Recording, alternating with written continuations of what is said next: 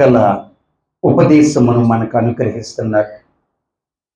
చక్కటి మాటలు మాటలాడే దేవుడు. ఆయన నిత్యము కూడా మనుషులతో మాట్లాడుతూనే ఉంటాడు.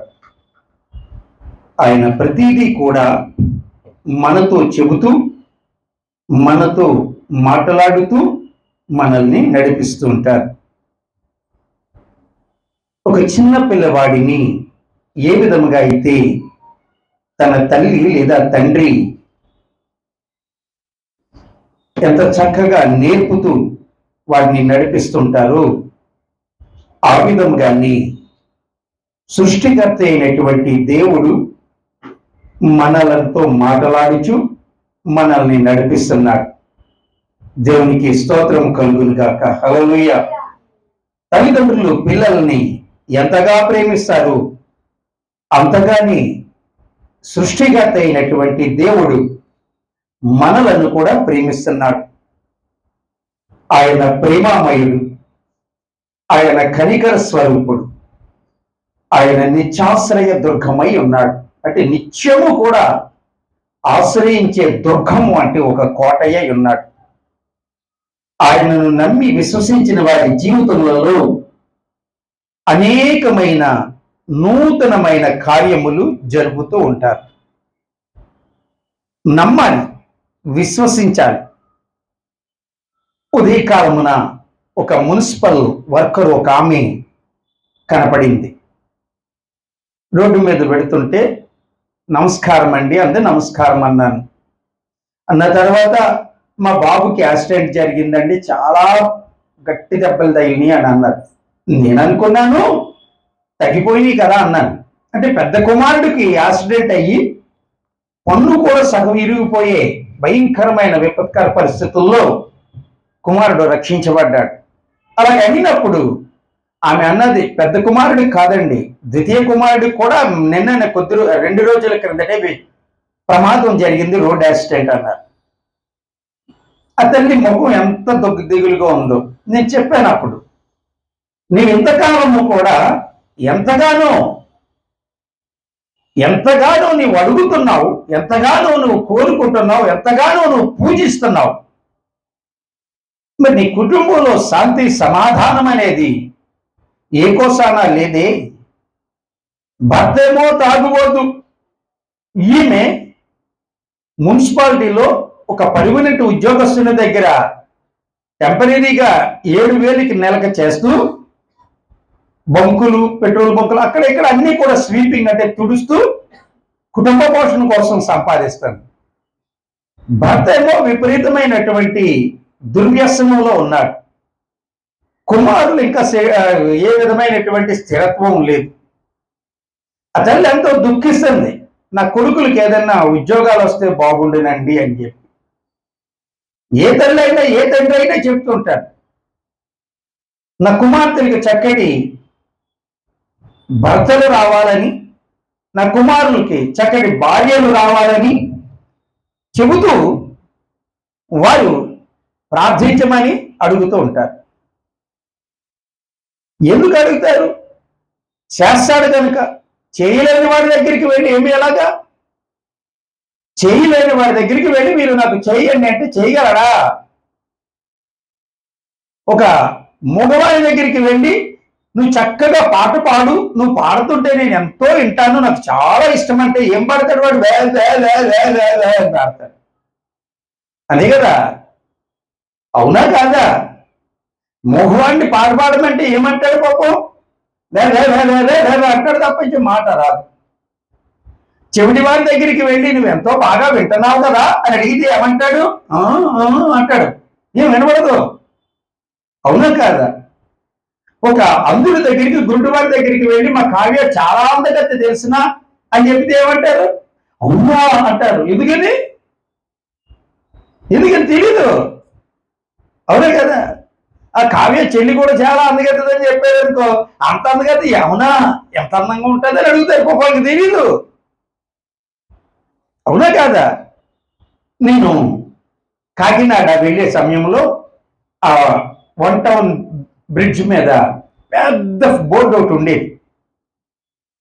ఆ బోర్డు మీద ఏమైనా ఉండేదంటే red, what is the red అని అంటారు. Red, what is the red అని అంటే ఎరుపు అంటే ఏంటి అని అడుగుతున్నారు. ఒక అంధుడైన చిన్న పిల్లవాడికి ఒక పుచ్చకాయ మొక్క ఇచ్చి అక్కడ యాడ్ చూపిస్తూ చెబుతున్నారు.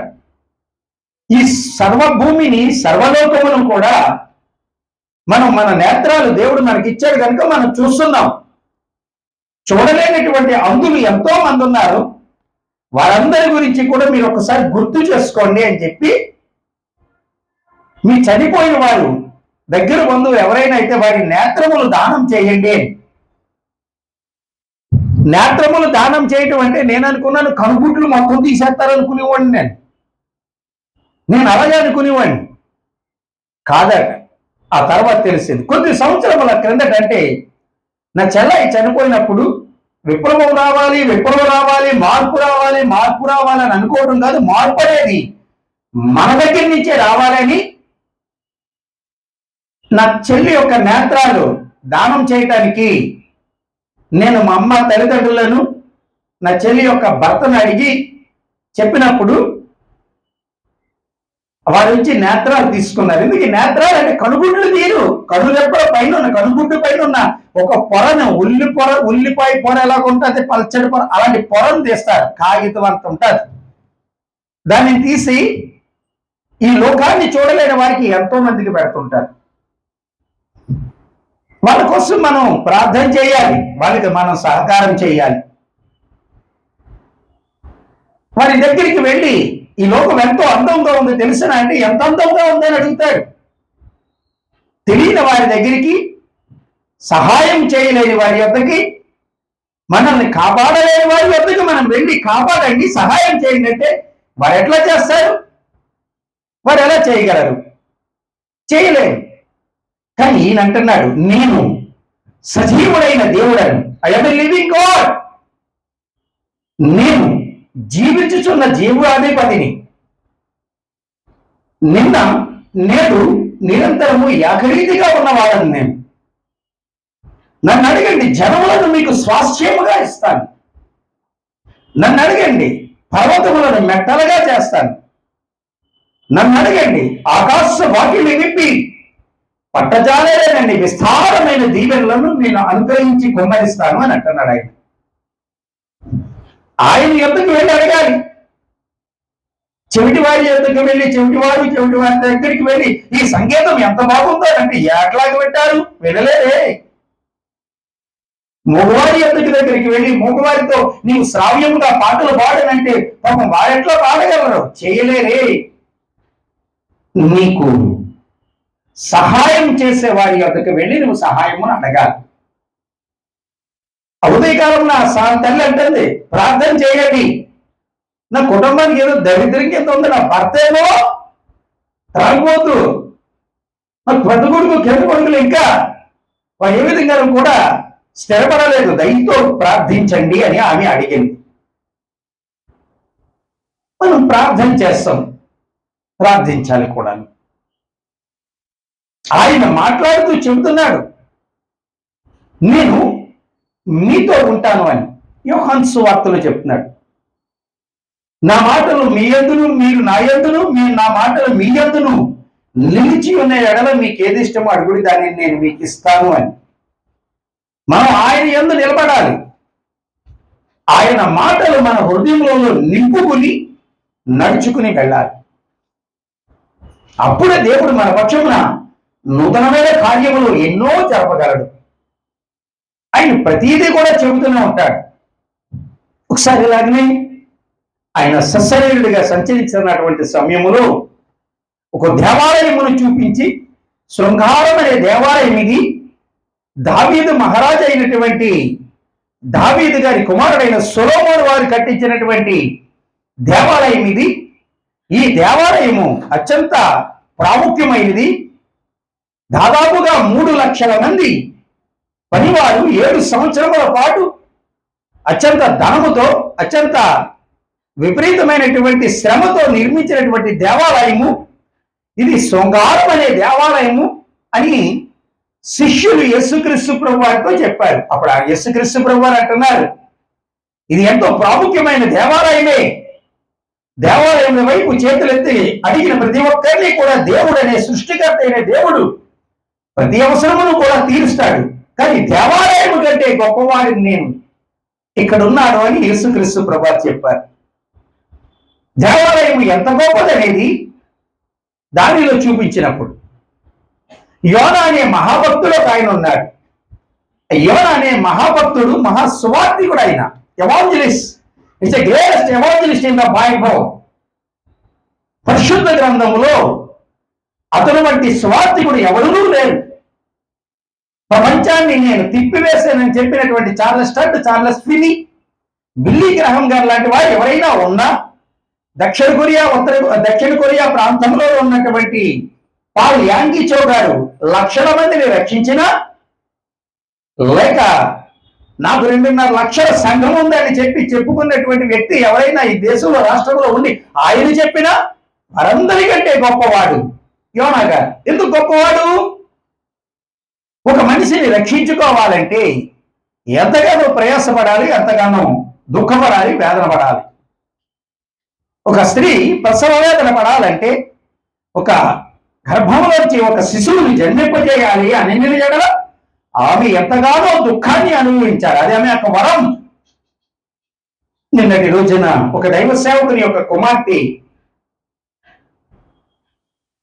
సుఖప్రసవం జరగాలని ఆమెకు నెలలు నిండిన తర్వాత చేసే ఒక చక్కటి కార్యక్రమమును చేశారు. ఆ కార్యక్రమమును చేసిన సమయంలో ఒక దైవ సేవకుడు అంటున్నాడు, మాతృత్వం అనేది స్త్రీకి దేవుడు ఇచ్చిన గొప్ప వరమై ఉన్నది అని. ఎంతో దుఃఖపడాలి, ఎంతో వేదన. 9 నెలలు తనలో మరొక ప్రాణిని దాచుకుని 9 నెలల తర్వాత విపరీతమైనటువంటి వేదనతో తన పిల్లల్ని, శిశువుని జన్మింపజేస్తారు. అలాగే ఒక దైవ సేవకుడు ఒకరిని దేవునిలోకి నడిపించాలి అని అంటే ఎన్నో సంవత్సరముల పాటు దుఃఖంతో, వేదనతో, రోదనతో ప్రార్థించి దేవుని సన్నిధిలోకి, దేవుని రాజ్యములోకి నడిపిస్తారు. ఈలోగా కొన్ని గద్దలు తయారైపోయి, ఈలోగా కొన్ని కాపులు తయారైపోయి, కోడి తన రెక్కల కింద పిల్లల్ని ఎలా అయితే దాచుకుంటున్నాయో అలా దాచుకుంటున్నటువంటి ఆ పిల్లల్ని, సంఘంలో విశ్వాసాన్ని, పుట్టినరోజు కేకులని, పుట్టినప్పుడు అదని ఇదని, చస్తే శవాల బాక్సులని అవి ఇవి ఇచ్చి ఎగరేసుకుని వెళ్ళిపోతున్నాయి. ఇవి పాపం తెలియక వెళ్ళిపోతున్నారు. ఇలా సంపాదించినాడు కాదు యోనా గారు. ఆయన ఎంత గొప్ప సువార్థికుడు అంటే 3 దినాల ప్రయాణం అన్నటువంటి నెనివే పట్టణంలో ఒకరోజు ప్రయాణం అంత దూరం ఒకే మాట చెప్పాడు. ఇంకా 40 రోజులలో సృష్టికర్త అయినటువంటి దేవుడు, ఓ నినివే పట్టణస్థులారా, మీరు చేసినటువంటి దురాక్రమములను బట్టి, మీరు చేసినటువంటి చెడు పనులను బట్టి, మీరు ప్రవర్తించిన ప్రవర్తనను బట్టి, మీకున్న అహంకారం, గర్వం, అతిశయం, అభిమానములను బట్టి సృష్టికర్త అయినటువంటి దేవుడు మిమ్మల్ని, మీ పశువృక్షాదులైన మీ సంతానమును, మీ దగ్గర ఉన్న వృక్షములతో సహా మీ పట్టణమును 1,20,000 మంది జనాభా కలిగినటువంటి మీ పట్టణమును ఇంకా 40 రోజులలో పూర్తిగా నాశనం చేయబోతున్నాడు. మీరు చేసిన పనులు, మీ అకృత్యములు అవి బహుగా దేవుని సన్నిధికి చేరి ఉన్నవి కనుక తక్షణమే మీ మీదకి మరలా 40 రోజులలో మహా ఉగ్రత రాబోతుంది, జాగ్రత్త అని చెప్పి ఒక దిన ప్రయాణం దూరం వెళ్ళి కూర్చున్నాడు. అప్పుడు 1,20,000 మంది ప్రజలు 3 రోజులు పశువులకు కానీ పిల్లలకు కానీ దేనికి ఆహారం ఇవ్వలేదు. అంటే పశువులకి నీరు పెట్టలేదు, గడ్డి వేయలేదు, పిల్లలకి పాలు ఇవ్వలేదు, పెద్దలు కూడా పొయ్యిలు రాజేసుకోలేదు. ఏమీ తినకుండా 3 రోజుల పాటు గోనె బట్టలు ధరించి, గోనె సంచులు ధరించి వస్త్రములుగా దుఃఖంతో, వేదనతో ప్రార్థన చేయగా దేవుడు తన మనసు మార్చుకున్నాడు. అంటే పరిశుద్ధ గ్రంథములో ఆది కాండం 1వ పేజీని 1వ అధ్యాయం 1వ వచనము నుంచి ప్రకటన గ్రంథంలో చివరి అధ్యాయం 22వ అధ్యాయం చివరి అధ్యాయం చివరి వచనం వరకు గాని ఆదాము మొదలుకొని కడపటి ఆదామైన యేసుక్రీస్తు ప్రభువారు ద్వితీయ ఆగమనంలో మరలా వచ్చి ఈ భూమి మీద ఉన్న ప్రజలందరికీ తీర్పు తీర్చే చివరి జన్మించే వారి వరకు కూడా మధ్యలో ఎవరైనా ఉన్న ఎడల వారందరికంటే గొప్పవాడు, గొప్ప సువార్థికుడు యోనా గారు. అటువంటి వాడి కంటే గొప్పవాడిని నేను అని చెప్పి యేసుక్రీస్తు ప్రభువారు చెప్పారు. సుందరమైన పట్టణమును నిర్మించినటువంటి సొలొమోను మహారాజా వారు ఆయన కంటే నేను గొప్పవాడినని మత్తయి సువార్త 12వ అధ్యాయములో 42వ వచనములో యేసుక్రీస్తు ప్రభువారు చెప్తున్నారు. ఒకసారి గమనించండి. మత్తయి సువార్త 12వ అధ్యాయం 42వ వచనం. విమర్శ సమయమున దక్షిణపు దేశపు రాణి ఈ తరము వారితో నిలువబడి వారి మీద నేరస్థాపన చేయును. ఆమె సొలొమోను జ్ఞానము వినుటకు భూమి అంతముల నుండి వచ్చెను. ఇదిగో సొలొమోను కంటే గొప్పవాడు ఇక్కడ ఉన్నాడు అని యేసుక్రీస్తు ప్రభువారు చెప్పారు. ఒక వ్యక్తి నేను పక్కవాడి కంటే గొప్పవాడిని అని చెప్పాడంటే పక్కవాడు గొప్పవాడై ఉండాలి. నేను నా చెల్లి కంటే పొడవు ఉన్నాను తెలుసా అంటే, మీ చెల్లి పొడిది కాబట్టి నువ్వు పొడవుగా ఉన్నావు. మీ చెల్లి మీ అమ్మలాగా, నువ్వు మీ నాన్నలాగా కన్నదంబోలా ఉన్నావు. నువ్వు నీ చెల్లి కంటే పొడవు ఉన్నావు కాబట్టి నువ్వు అంటావు మా చెల్లి కంటే నేను పొడవని. అప్పుడు నీ చెల్లి అంటే నీకంటే నేను తెల్లగా అందంగా ఉన్నాను తెలుసా అంటారు. ఎందుకంటే తెల్లగా అందంగా ఉన్నది కనుక. అవునా? ఒకరిలో లేనిది మరొకరిలో ఉన్నది కనుక దానిని చూపించి నేను గొప్ప అని చెప్తాను. నేను బాగా చదువుకుంటాను తెలుసా అంటే నువ్వు సరిగా చదువుకోవట్లేదనిగా. నా పక్కవాడికి 990 వస్తే నాకు 991 మార్కు వచ్చింది అన్నారంటే పక్కవాడి కంటే ఇవిడు బాగా చదివాడు కనుకని. ఇక్కడ సృష్టిగత అయినటువంటి దేవుని కుమారుడు అయిన యేసుక్రీస్తు ప్రభువారు చెప్తున్న మాట ఏమై ఉన్నదంటే సొలొమోను కంటే నేను గొప్పవాడిని అని. సొలొమోను ఎంత గొప్పవాడంటే సృష్టిగత అయినటువంటి దేవుని కుమారుడైన యేసుక్రీస్తు ప్రభువారు చెప్తున్నారు సొలొమోను గొప్పవాడు. అతను గొప్పవాడే కానీ అతని కంటే గొప్పవాడిని నేను అని ఆయన చెప్తున్నాడు. ఒక మనిషిని తనను తాను గురించి చెప్పుకోవాల్సి వచ్చిన సమయంలో తనలో ప్రాముఖ్యమైన ఉండాలి. నాకు ఒక దైవ సేవకుడు తెలుసు, నేను చాలా కరెక్ట్ ఉండే, నేను చాలా కరెక్ట్ అంటాడు. సరే కరెక్టే. నేను చాలా కఠినంగా ఉంటానండి. నీవు కఠినంగా ఉండడానికి ఇతరులను ఎంతో మందిని ఇబ్బంది పెట్టావు. నువ్వు నిజాయితీగా ఉన్నావు అని నువ్వు చెప్పుకోవడం కోసం ఎంతో మందిని నువ్వు దుఃఖం పెట్టావు. నువ్వు సాధారణంగా నీలో నైపుణ్యము, సాధారణంగా నీలో నీతి అనేది లేదు. నీవు ఉండినట్లయితే ఇతరుల కంటే నీవు గొప్ప నువ్వు చెప్పుకోలేవు. నీలో లోటుపాట్లు చాలా ఉన్నవి. అవి నువ్వు అనుకుంటున్నావు ఎవరికీ తెలియదని, కానీ అతనికి అందరికీ తెలుసు.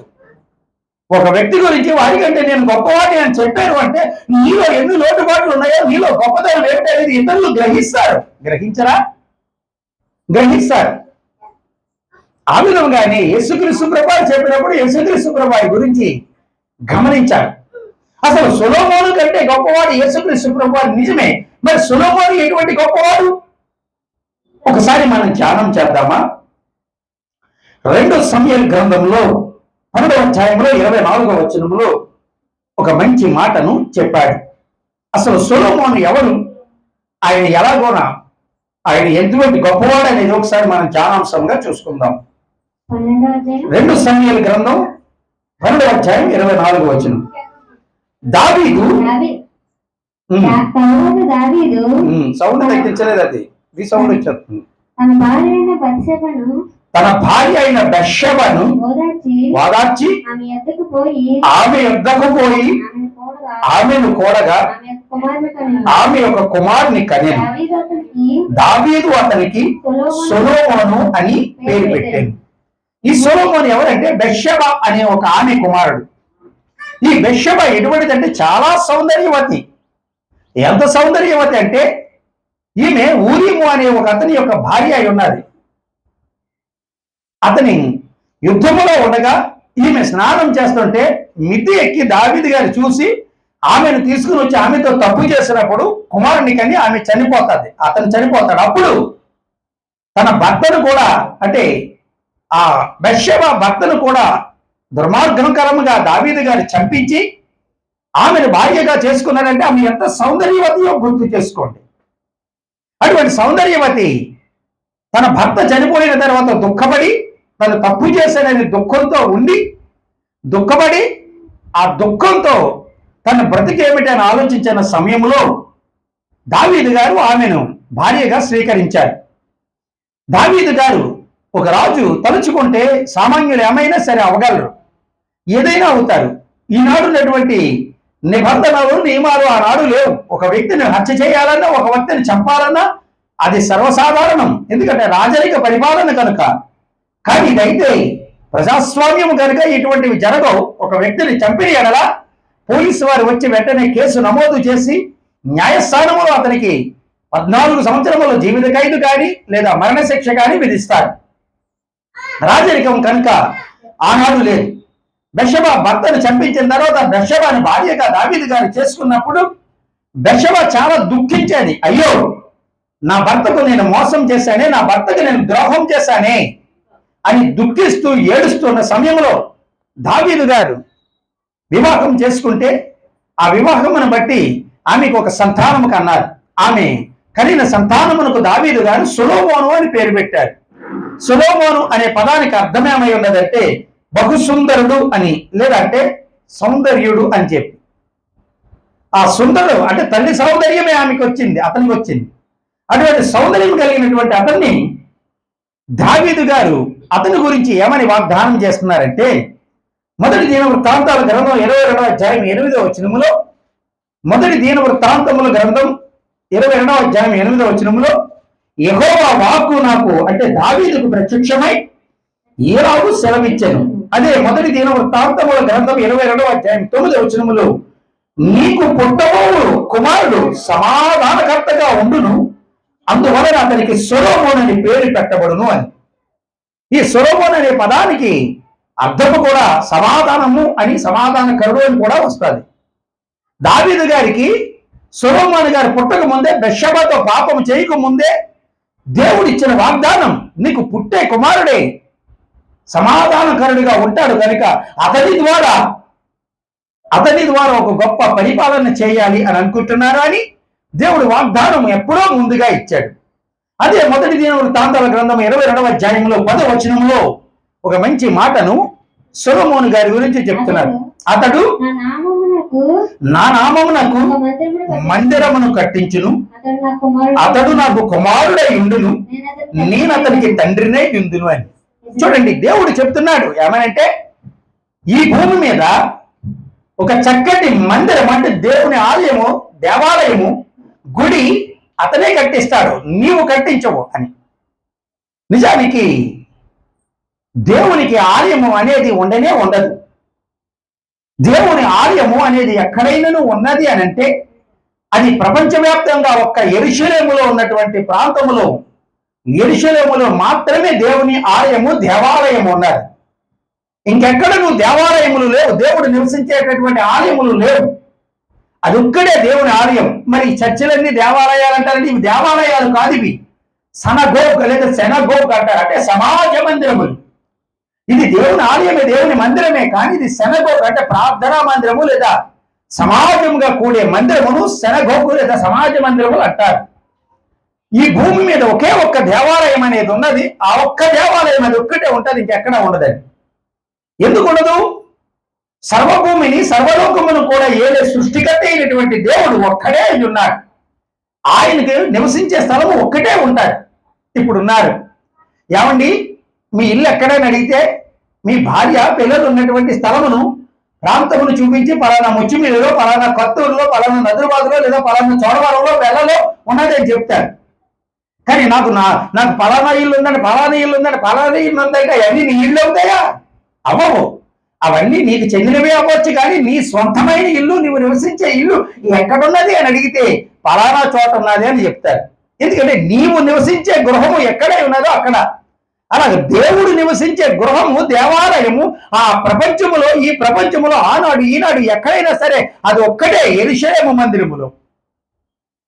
నా నామమును గణపరచడు వరకు, నా నామమును స్థిరపరచడు వరకు, నా నామమును స్తుతించడు వరకు నా వైపు తేరి చూచి అడిగిన ప్రతిదీ కూడా నేను వారి అవసరము తీర్చుడు కొరకై ఒక చక్కటి దేవాలయమును నిర్మాణము నీ కడుపును పుట్టినటువంటి నీ కుమారుడైన సొలొమోను ఆ దేవాలయమును నిర్మిస్తాడు. అది ప్రపంచానికి నట్టనడిగొడ్డిలో ఉన్నటువంటి యెరూషలేము ప్రాంతంలో అని చెప్పారు. ఈనాడు ఆ పాలస్తీనులకి, యెరూషలేములో ఉన్న ఇజ్రాయేల్ దేశంలో ఉన్న వారికి యుద్ధం జరుగుతుంది. కొంతమంది తెలియక అంటున్నారు యెరూషలేము దౌర్జన్యం చేస్తుంది, ఇశ్రాయేలు గాజాలో ఉన్న వారిని చంపేస్తుంది అంటున్నారు. అయితే ఇక్కడ గమనించవలసిన విషయం ఏమై ఉన్నదంటే ఆ ఆఫ్ఘనిస్తాన్ ఆ పాలస్తీనా ఇజ్రాయేల్ దేశానికి సంబంధించినటువంటి తగువు ఈనాటిది కాదు, 3500 సంవత్సరముల క్రిందటి నుంచి ఉన్నది. ఆనాటి నుంచి కూడా ఈ తగువు ఉన్నది. అయితే అక్కడ మొట్టమొదటిగా నిర్మాణమైనది దేవుని ఆలయం అని చెప్పబడినటువంటి సర్వలోకనాథుడైనటువంటి దేవుని మందిరం. అది సొలొమోను మహారాజా వారు కట్టారు. ఆ సొలొమోను మహారాజు కట్టినటువంటి ఆ మందిరమే దేవుడు నా నివాస స్థలం అని చెప్పి చెబుతూ నాకు చక్కటి మందిరాన్ని అతడు నిర్మిస్తాడు అని సొలొమోను గురించి చెప్పారు. ఇంకెవరు నిర్మించలేదంటే ఎవరు నిర్మించలేదు, ఇంకెవరు నిర్మించను కూడా నిర్మించరు. అందుకని 2వ సమూయేలు గ్రంథం 12వ అధ్యాయంలో 25వ వచనములో ఒక చక్కటి మాటను ఆయన చెబుతున్నాడు.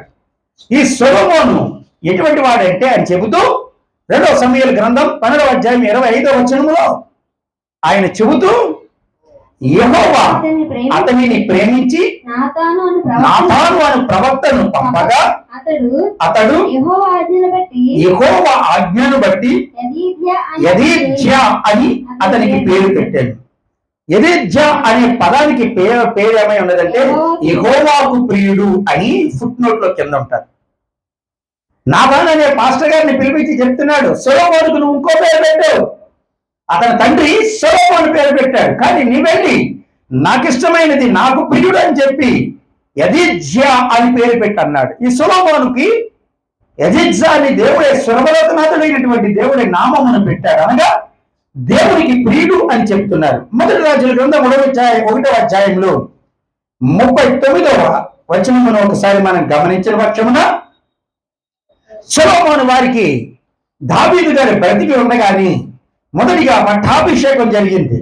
అది మొదటి రాజుల గ్రంథం 1వ అధ్యాయం 39వ వచనములో యాజకుడైన సాదోకు గుడారములో నుండి తైలపు కొమ్మును తెచ్చి సొలొమోనుకు పట్టాభిషేకం చేశాడు.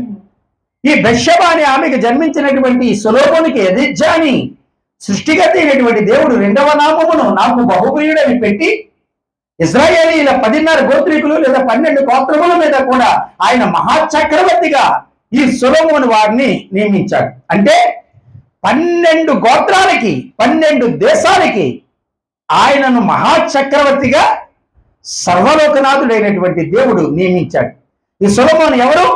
మహాచక్రవర్తి, 12 దేశాల మీద చక్రవర్తి అయి ఉన్నాడు. ఒక రాష్ట్రం మీద ముఖ్యమంత్రి అయితేనే ఎంతో అతిశయంతో ఉంటున్నారే, ఒక దేశ ప్రధాని మంత్రిగా అయితేనే ఆయన ఎంతగానో అతిశయంతో ఉంటున్నారే, అటువంటిది 12 దేశముల మీద చక్రవర్తిగా ఆయనను నియమించారు అని అంటే ఆయన ఎంత గొప్పవాడై ఉన్నాడు. అవునా కాదా? గొప్పవాడా కాదా? కాదా? నేను చెప్పిన మాట మీకు అర్థం కావట్లేదా? 12 దేశముల మీద చక్రవర్తి అయిన వాడు బహు గొప్పవాడా కాదా? అత్యంత ప్రముఖుడు, ప్రాముఖ్యమైన వాడు.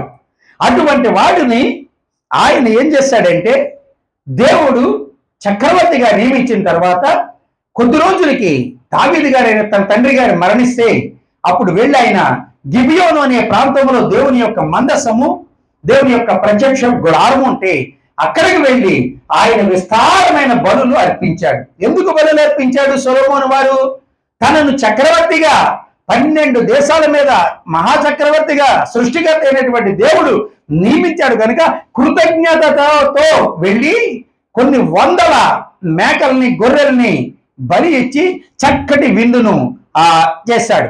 అలా విందు చేసి ఆ గిబియోన్లోనే మందిరం దగ్గర పడుకున్నారు. చాలా మంది దేవుని ఆలయం రావడానికే ఎంతగానో దుఃఖపడతారు. కానీ ఎవరైనా సరే ఉపకారం చేస్తే ఆ ఉపకారాన్ని గుర్తు చేసుకుని వెళ్ళాలి. ఈరోజు 2 అమ్మాయిలు చెప్తున్నారు, నేను బాగా చదువుకున్నాను, ఇంటర్మీడియట్ పాస్ అయ్యాను, 10th పాస్ అయ్యానని సాక్ష్యం చెప్పారు. తల్లి చెప్పింది, ఏమని చెప్పింది? నా పిల్లలు 2 బాగా చదువుతున్నారని. మరొక ఆమె చెప్తుంది, డిఎస్సి పడుతున్నాయి, నాకు పరీక్షల్లో నేను ఉత్తీర్ణురాలై ఉద్యోగాన్ని పొందేలాగా ప్రార్థన చేయండి అని. మరొక యవనస్తుడు చెప్తున్నాడు, గత వారం నుంచి ఈ వారం వరకు కూడా నన్ను క్షేమంగా దేవుడు సృష్టికర్త అయిన దేవుడు కాపాడాడు అని. అది సాక్ష్యం చెప్పడం అంటే దేవునిని మహిమపరచడమే. ఆ విధముగా మహిమపరుస్తూ కొన్ని 100,000 లక్షల ఎడ్లను, కొన్ని లక్షల మేకలను, గొర్రెలను బలి ఇచ్చి ఆయన కృతజ్ఞత చేసి గిబియోన్లో పడుకున్నప్పుడు సొలొమోను వారికి దేవుడు రాత్రికాల సమయంలో దర్శనమిచ్చాడు. చూడండి ఒకసారి మొదటి రాజుల గ్రంథం 3వ అధ్యాయం 5వ వచనములో ఒకసారి గమనించిన పక్షమున, మొదటి రాజుల గ్రంథం 3వ అధ్యాయం 5వ వచనం. యెహోవా రాత్రి వేళ గిబియోనులో యెహోవా రాత్రి వేళ స్వప్నమందు సొలొమోనుకు ప్రత్యక్షమై, నేను నీకు దేనినిచ్చుట నీకు ఇష్టమో దానిని అడుగుమని దేవుడు అతనికి సెలవివ్వగా. చూసారా, సర్వలోకనాథుడైనటువంటి దేవుడికి బలులు అర్పించి ప్రార్థన చేయగా ఆయన రాత్రికాల సమయంలో దర్శనమిచ్చంటున్నాడు గిబియోనులో. ఏమని?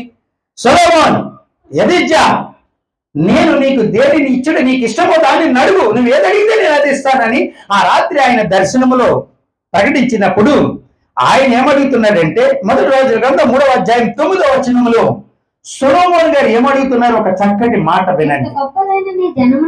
ఇంత గొప్పదైన నీ జనమునకు న్యాయం తీర్చగలవాడు ఎవడు? కాబట్టి నేను మంచి చెడ్డలు వివేచించి నీ జనులకు న్యాయం తీర్చినట్లు నీ దాసుడనైన నాకు వివేకము గల హృదయమును దయచేయము అని అడిగాడు. ఎవరైనా అడిగితే ఏమని అడుగుతారు?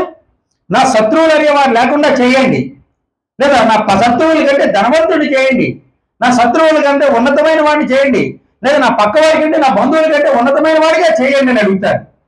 కానీ సొలొమోను వారు ఏమని అడిగాడంటే, ఈ మహా విశాల సామ్రాజ్యములో 12 దేశముల మీద నన్ను చక్రవర్తిగా మీరు నియమించారు కనుక నేను ఈ ప్రజలను పరిపాలన చేయాలి అని అంటే నాకు చక్కటి వివేకమును, ఈ ప్రజల సమస్యలన్నిటినీ కూడా తొలగించడం కొరకై నాకు చక్కటి జ్ఞానమును నాకు అనుగ్రహించండి, వివేకమును అని దేవుడు అడిగాడు. ఆ అడిగిన మాటకు దేవుడు ఎంత గొప్పగా సంతోషించాడంటే, అదే మొదటి రాజుల గ్రంథం 3వ అధ్యాయం 12వ వచనములో, నీవు ఈలాగున అడిగినందున నీ మనవి ఆలోచించుచున్నాను, బుద్ధి వివేకము గల హృదయమును నీకిచ్చుచున్నాను. పూర్వీకులలో నీ వంటి వాడు ఒకడును లేడు, ఇక మీదట నీ వంటి వాడు ఒకడును కూడా ఉండడు అని దేవుడు వాగ్దానం ఇస్తున్నాడు, ప్రామిస్ చేస్తున్నాడు. ఇక్కడ చాలా మంది ఏమని అడుగుతారంటే, నాకు అందమైన భర్తనివ్వు ప్రభువా అంటారు యవనస్తురాలు, నాకు మంచి ఉద్యోగమునివ్వు ప్రభువా అంటారు నిరుద్యోగులు, పిల్లలు లేని వారు ఏమంటారు, నాకు కడుపు పండించి ఒక కొడుకో కూతుర్నో నాకు అనుగ్రహించంటారు. కానీ ఇక్కడ ఈయన ఏమని అడిగాడంటే, నీ ప్రజలను పరిపాలన చేయటకు తగినటువంటి వివేకమును నాకు అనుగ్రహించు అని అడిగాడు. ఆ మాటకు సర్వలోకనాథుడైనటువంటి దేవుడు చాలా సంతోషించాడు. ఇక్కడ ఈ మాట ఎందుకు అంటున్నానంటే, నేను మీకు ఏదైనా సరే ఇస్తాను మీరు అడగండి అని అంటే, ఒక టాటా దగ్గరికి వెళ్ళి ఆ టాటా గారు నాకు ఏదైనా ఇవ్వండి అంటే, నీకు ఏది కావాలో అది అడిగంటే ఏమంటారు? ₹1 కోటి ఇవ్వండి అని అడుగుతారు, లేదా ఒక పలానాది ఇవ్వండి, లేదా 2 కార్లు ఇవ్వండి, 3 కార్లు ఇవ్వండి అని అడుగుతారు. ఒక ధనవంతుడి దగ్గరికి వెళ్ళి లేదా ఒక రాజు దగ్గరికి వెళ్ళి అడిగినప్పుడు ఏమడుగుతారు? తమకు అవసరమైనవి అడుగుతారు. కానీ ఈ సొలొమోను గారి జ్ఞానంగా ఏమడిగాడంటే, తన ప్రజలను పరిపాలన చేసేదానికి కావలసిన వివేకమునివ్వు అని అడిగాడు. దేవుని యొద్దకు మనం దగ్గరికి వెళ్ళి ఏమడగాలో తెలిసినా, దేవుని రాజ్యముని అడగాలి. దేవుని యొద్దకు మనం వెళ్ళి అడగవలసింది ఏమిటో తెలుసునా? సర్వలోకనాథుడైనటువంటి దేవుడు నివసించినటువంటి దేవాలయం అని పిలువబడే, దేవుని రాజ్యం అని పిలువబడే, పరలోకం లేదా స్వర్గం అని పిలువబడే ఆ లోకంలో పౌరుషత్వాన్ని అడగాలి. కొంతమంది అంటారు, క్రైస్తవ్యంలోకి వారిని నడిపించే వారిని ఏమని నడిపిస్తారో తెలుసునా? మీ జబ్బులు తగ్గుతాయి, మీరు క్రైస్తవ్యంలోకి రండి అంటారు. మీకు డబ్బులు ఇస్తాడు దేవుడు, మీరు క్రైస్తవ్యంలోకి రండి అని అంటారు. అది బహు తప్పు. క్రైస్తవ్యం అనేది జబ్బులు తగ్గడానికి, డబ్బులు ఇవ్వడానికి కాదు. క్రైస్తవ్యం అనేది నిత్య జీవములకు వారసులవడమే క్రైస్తవ్యం. క్రైస్తవ్యములో నిత్య జీవములో అనగా నిత్య జీవము అనగా స్వర్గము లేదా పరలోకము లేదా పరదేశి. పారడైజ్ అనే పదానికి పర్యాయ పదమే పరదేశి. దానిని మీకు అనుగ్రహించటమే సర్వలోకనాథుడైనటువంటి దేవుడు మీకు ఇచ్చేటటువంటి గొప్ప వరమై ఉన్నారు. ఆయన యొద్దకు మీరు వెళ్ళి అడగాలి. ఏమి అడగాలంటే, ఆయన యొద్దకు వెళ్ళి మీరు ఏమి కోరుకోవాలంటే, దేవుని యొద్దకు వెళ్ళి, తండ్రి నీతో పాటుగా సహవాసం చేసే జీవితాన్ని నాకు ఇవ్వు, నీతో పాటుగా జీవించే జీవితమును నాకు ఇవ్వు.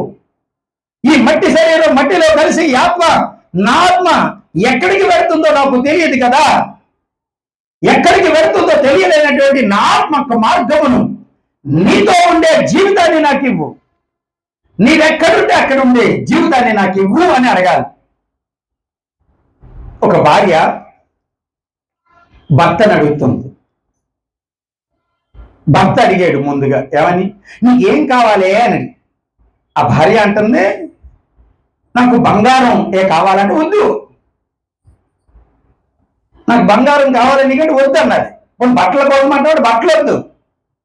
మరి నీకేం కావాలంటే, నువ్వే నాకు కావాలి, జీవితాంతం నీవే నాకు తోడుగా ఉండాలి, నీకంటే ముందుగా నేను మరణించాలని అడుగుతుందండి. ఆమె అడిగిన దానికి ఆ భర్త చూసి, ఇదేంటంటే ఇలాగ అడుగుతుందని పాస్టర్ గారిని అడిగాడు. అతనికి అర్థం కాదు ఆమె ఏం అడిగిందని. కానీ నాకు అర్థమై నేను అంటున్నాను, నిజమే, ఏ భార్య అయినా కోరుకోవాల్సింది భర్త సహచర్యాన్ని అలాగే అడుగుతుంది. అలాగే మానవులు కోరుకోవాల్సింది దేవునితో సహచర్యాన్ని కోరుకోవాలి. తండ్రి నీవే సృష్టికర్త, నీతో పాటుగా నన్ను నిలబెట్టు, నీతో పాటుగా నన్ను నడిపించని అడగాలి. నాకు జబ్బులు తగ్గించు, నాకు డబ్బులు ఎప్పుడు ఇస్తారు? వివాహం చేసుకున్న తర్వాత భార్యకి భర్త ప్రతి అవసరాన్ని తీరుస్తాడు కదా, తీర్చడా? తీరుస్తాడు. ఎంత తాగిపోతాడైనా, ఎంత తిరిగిపోతాడైనా, ఎటువంటి పనికిమాలలోనైనా ఎప్పుడోప్పుడు సారో ఏదో ఒకటి కొంటూనే ఉంటాడు, తిండి పెడుతూనే ఉంటాడు. బొద్దుగా పెట్టలేదంటే వాడు మహా దుర్మార్గుడై ఉంటాడు, అత్యంత నీచకరమైనటువంటి మనస్తత్వం కలిగిన వాడై ఉంటాడు. బయటికి సౌండ్ పెట్టుకుని స్టార్ట్ వచ్చింది. వివాహం చేసుకున్న తర్వాత కొంచెం పెట్టు, తన యొక్క భార్య లేక తనకు జన్మించినటువంటి పిల్లలకి అవసరమైనవన్నీ కూడా తండ్రి లేదా భర్త కొంటాడు. ఎందుకని? అది ఈ ప్రకృతి ధర్మం. తండ్రితో ఉన్నప్పుడు పిల్లలు ఎంతో భద్రంగా ఉంటారు, తండ్రితో ఉన్నప్పుడు పిల్లలు ఎంతో చక్కటిగా ఉంటారు, భర్తతో ఉన్నప్పుడు భార్య ఎంతో క్రమశిక్షణ కలిగి చక్కటి జీవితాన్ని ఇస్తారు. ఈ లోకంలో ఉన్న భర్త తండ్రి దుర్మార్గుడు, దుష్టుడు, నీచుడు, నికృష్టుడు లేదా దుర్వ్యసన పరుడయ్యి చెడు వ్యసనాలతో ఉండి పిల్లలను భార్యను పట్టించుకోలేనటువంటి నీచత్వంతో ఉండి ఉండవచ్చు. అయితే సర్వలోకనాథుడైనటువంటి సర్వ సృష్టికర్త అయినటువంటి దేవుడు మాత్రం అత్యంత మంచివాడైన, మంచితనములకు ఆయనే మారుతారు, ఆయనే మంచి, ఆయనలో చెడలేదు, లేనే లేదు. ఆయన ఏ విధమైనటువంటిది కూడా నేర స్థాపన చేయదగినటువంటి అంశమే ఆయనలో, దురలవాటే, దుర్వ్యసనమే లేదు ఆయన. అటువంటి మంచి వారితో మనం సహవాసం చేయటం కొరకే ఆయనను అడిగినప్పుడు, తండ్రి నీతో పాటుగా నన్ను నడిపించు, సర్వలోకనాథుడైన సృష్టికర్త నీతో పాటుగా నన్ను నడిపించు, నీ ఉన్న చోటలే నన్ను నడిపించు, నీ రాజ్యములో నాకు చోటివ్వు అని అడగాలి. దేవుని యొద్దకు వచ్చినప్పుడు ఏం అడగాలి? నీ రాజ్యము నాకు కావాలి అని అడగాలి. ఏమడగాలి? ఆయన రాజ్యం శాశ్వతమది. దానియేలు గ్రంథంలో చెబుతున్నాడు, ఆయన రాజ్యం శాశ్వతం, ఆయన లోకం శాశ్వతం, అక్కడ మరణం అనేదే ఉండనే ఉండదు.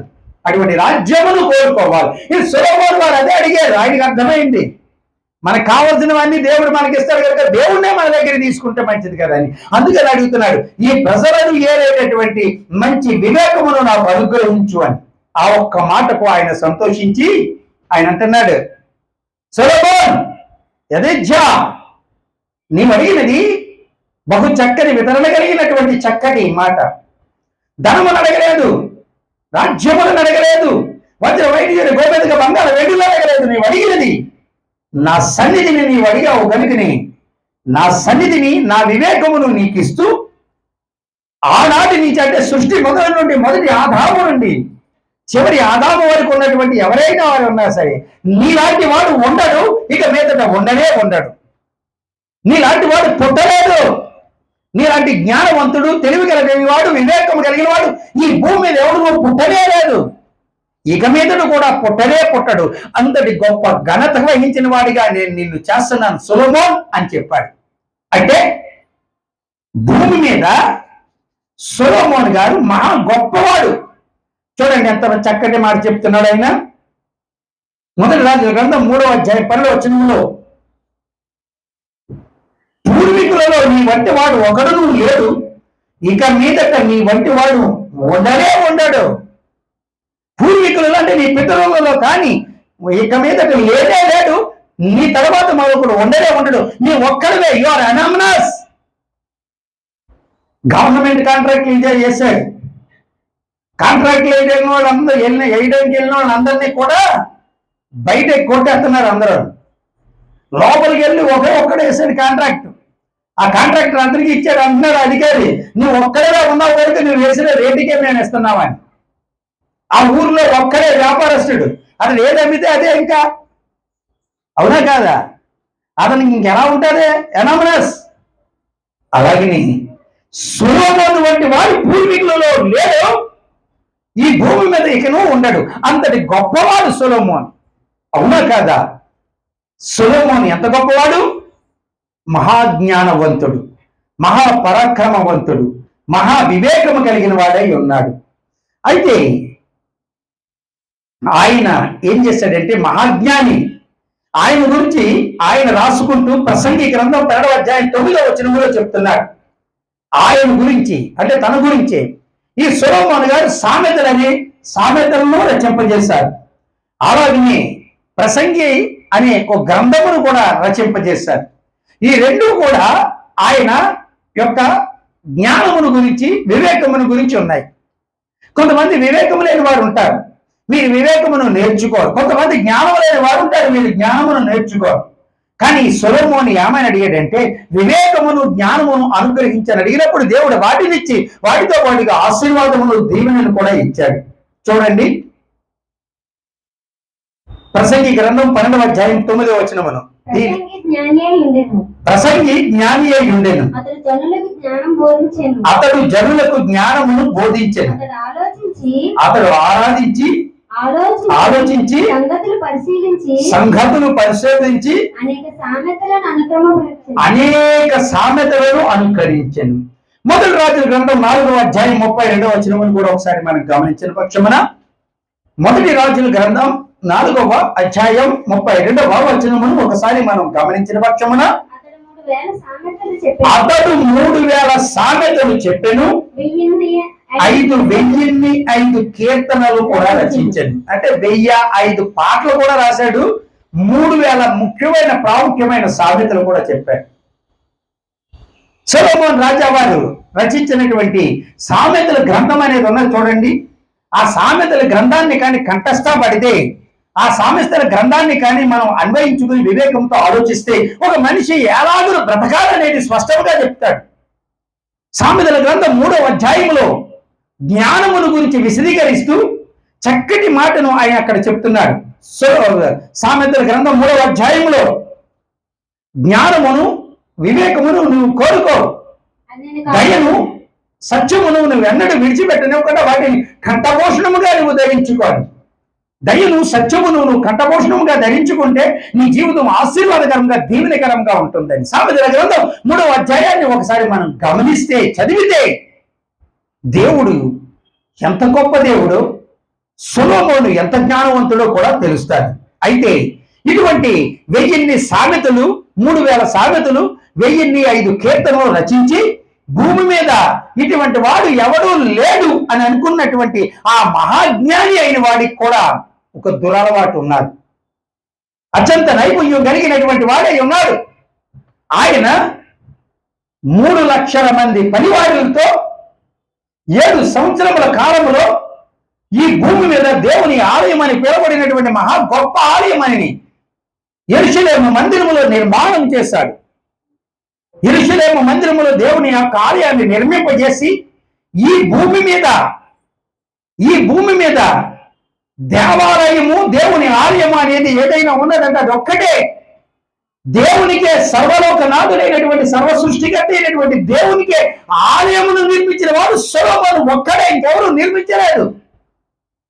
అటువంటి గొప్పవాడైనటువంటి వ్యక్తి, అటువంటి మహాజ్ఞాని అయినటువంటి వ్యక్తి అతని జ్ఞానమును వినుట కొరకై, అతని జ్ఞానమును విమర్శించడం కొరకై, అతను ఎంత జ్ఞానవంతుడో తెలుసుకున్న కొరకై షాబా దేశము నుంచి, అంటే షాబా అనేది ఆఫ్రికా ఖండము దాకా చివరి ఉన్నారు, అక్కడి నుంచి దాదాపుగా చరిత్రకారులు చెబుతుంటారు 4000 కిలోమీటర్ల దూరం ఇంచుమించుగా ప్రయాణం చేసి వచ్చి షాబా దేశపు రాణి అత్యంత ఆనాడున్నటువంటి ఆ రోజులలో ఆమె మహాజ్ఞానవంతురాలు, మహా సౌందర్యవంతురాలు అంటారు.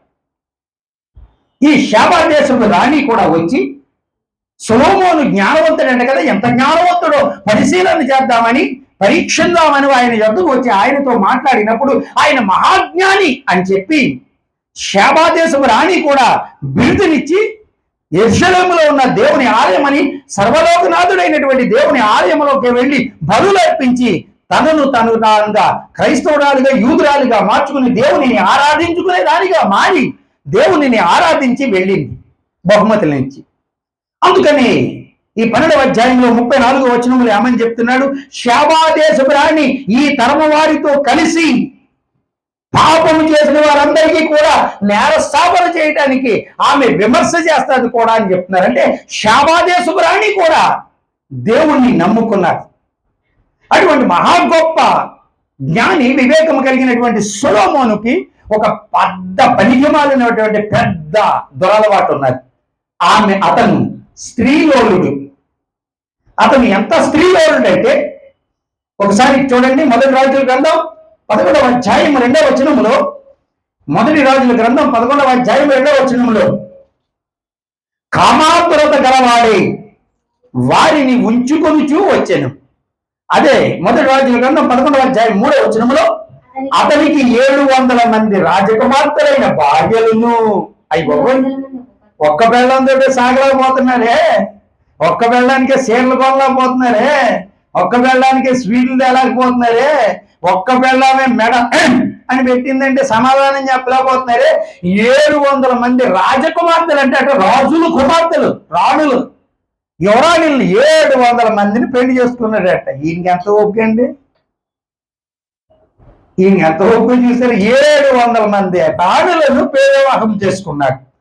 మరలా 300 మంది ఉపపత్నులను కూడా ఉంచుకున్నాడట.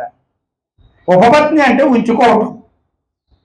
ఎంత భయంకరుడంటే 700 మంది రాణుల్ని వివాహం చేసుకుని 300 మంది సౌందర్యవతులైనటువంటి స్త్రీలను ఉంచుకొని 1000 మందితో అతను సంసారం చేసేవాడట.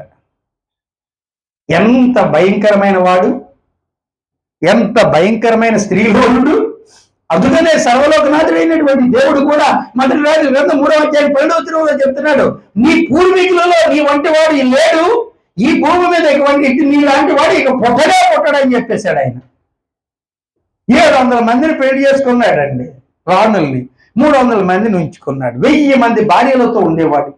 ఎప్పుడైతే స్త్రీ కాంక్షలోనుడయ్యాడో, ఎప్పుడైతే కామాతురత గలవాడై ఉన్నాడో, నేను చెప్పే మాట కాదు, పరిశుద్ధ గ్రంథ వాక్యంలో ఉన్నది. మొదటి గ్రంథం 11వ అధ్యాయం 2వ వచనములో, కామాతురత గలవాడై వారిని ఉంచుకొనుచూ వచ్చెను అని.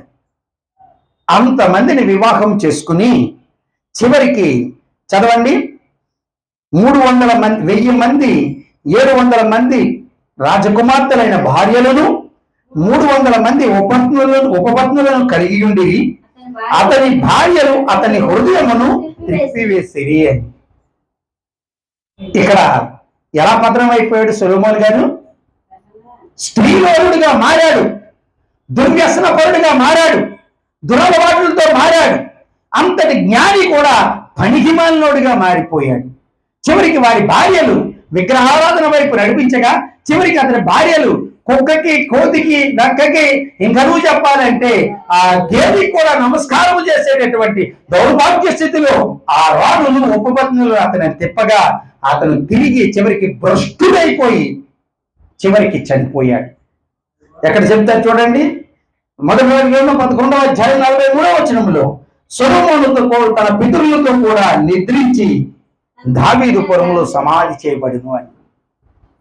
ఇంత గొప్ప జ్ఞానవంతుడే, ఇంత గొప్పవాడే, కానీ అతనిలో ఉన్న భయంకరమైనది ఏంటంటే భయంకరమైన కామాతురత గలవాడు. కనుకని సృష్టికర్త అయినటువంటి దేవుని కుమారుడైన యేసుక్రీస్తు ప్రభువారు చెప్తున్నారు, సొలొమోను కంటే గొప్పవాడిని నేను. సొలొమోను జ్ఞానవంతుడే, సొలొమోను మంచివాడే, సొలొమోను వివేకం కలిగిన వాడే.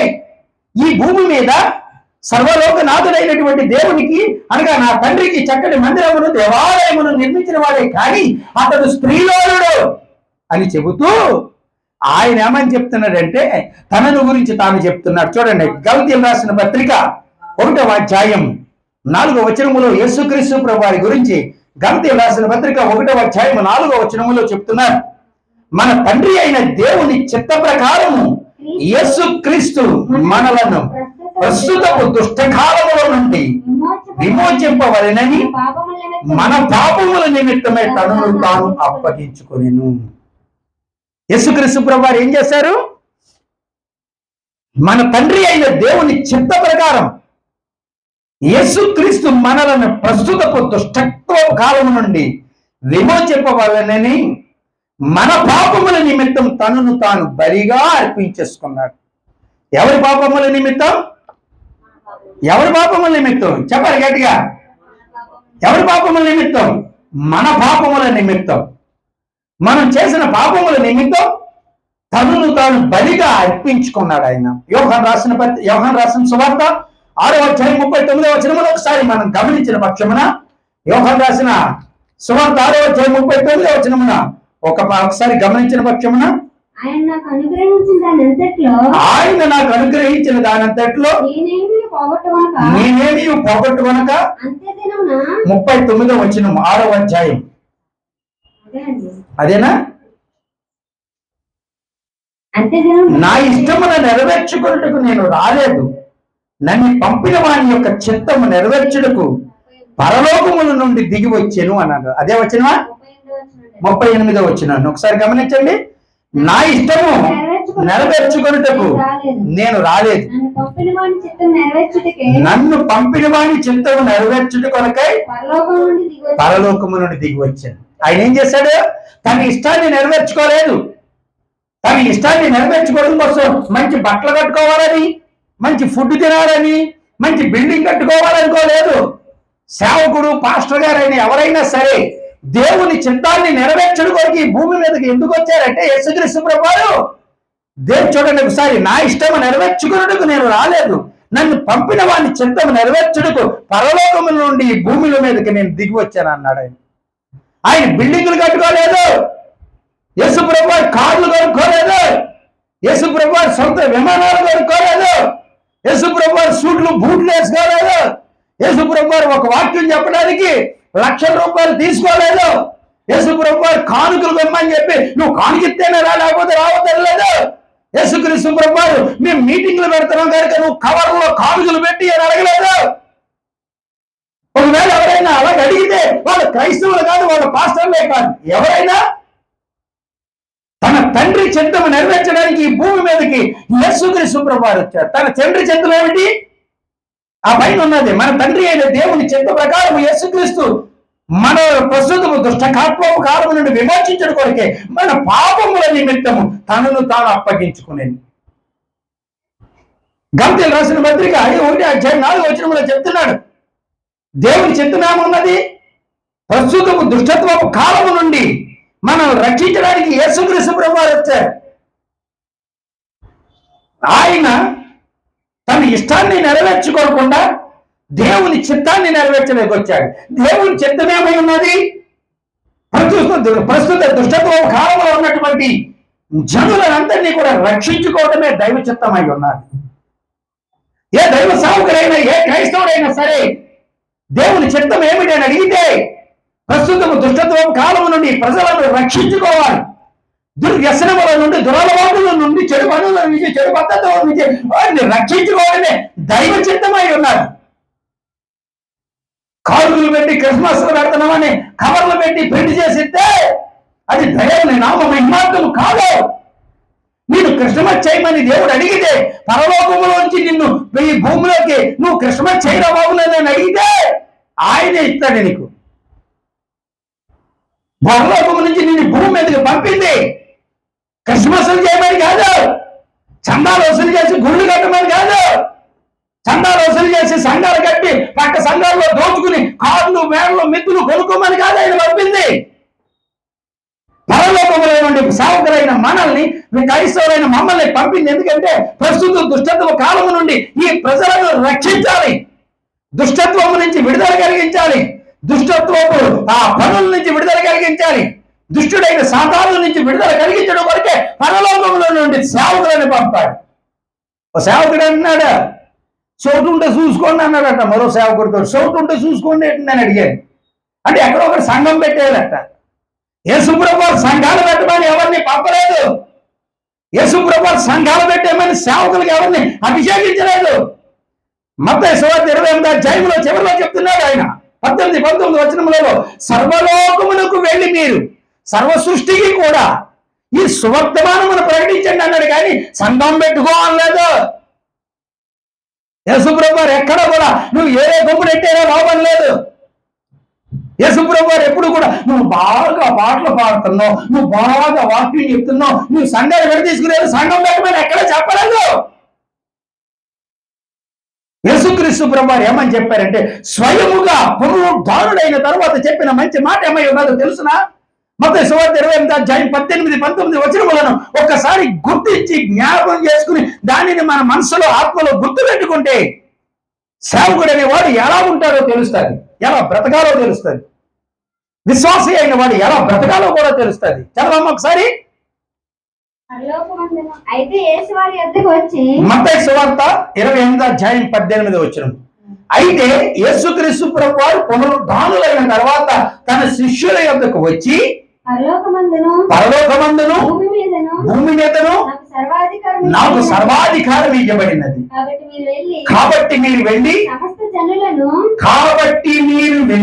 ఎవరితో చెప్తున్నాడు ఆయన? శిష్యులతో చెప్తున్నాడు. కాబట్టి మీరు వెళ్ళి సమస్త జనులను నా శిష్యులుగా, అంటే నన్ను అనుసరించే వారిగా చేయండి. తండ్రి యొక్కయు కుమారుని యొక్కయు పరిశుద్ధాత్మ యొక్కయు నామములో వారికి బాప్తిస్మం ఇవ్వండి. మరి మీకెలా చెప్పాడు క్రీస్తు నామంలో ఇమ్మని? మరి మీకెలా చెప్పాడు యేసు నామంలో ఇమ్మని? అపోస్తలుడైన పౌలు గారు వ్యాఖ్యానం చేసిన వ్యాఖ్యానాల్లో ఉంటారు, అది పత్రికల్లో. ఒకవేళ ఆ నామాల్లో అపోస్తలుడైన పౌలు గారు నేను తీసుకెళ్తాడు సార్ పరలోకానికి, ఆయనతో ఏళ్ళు.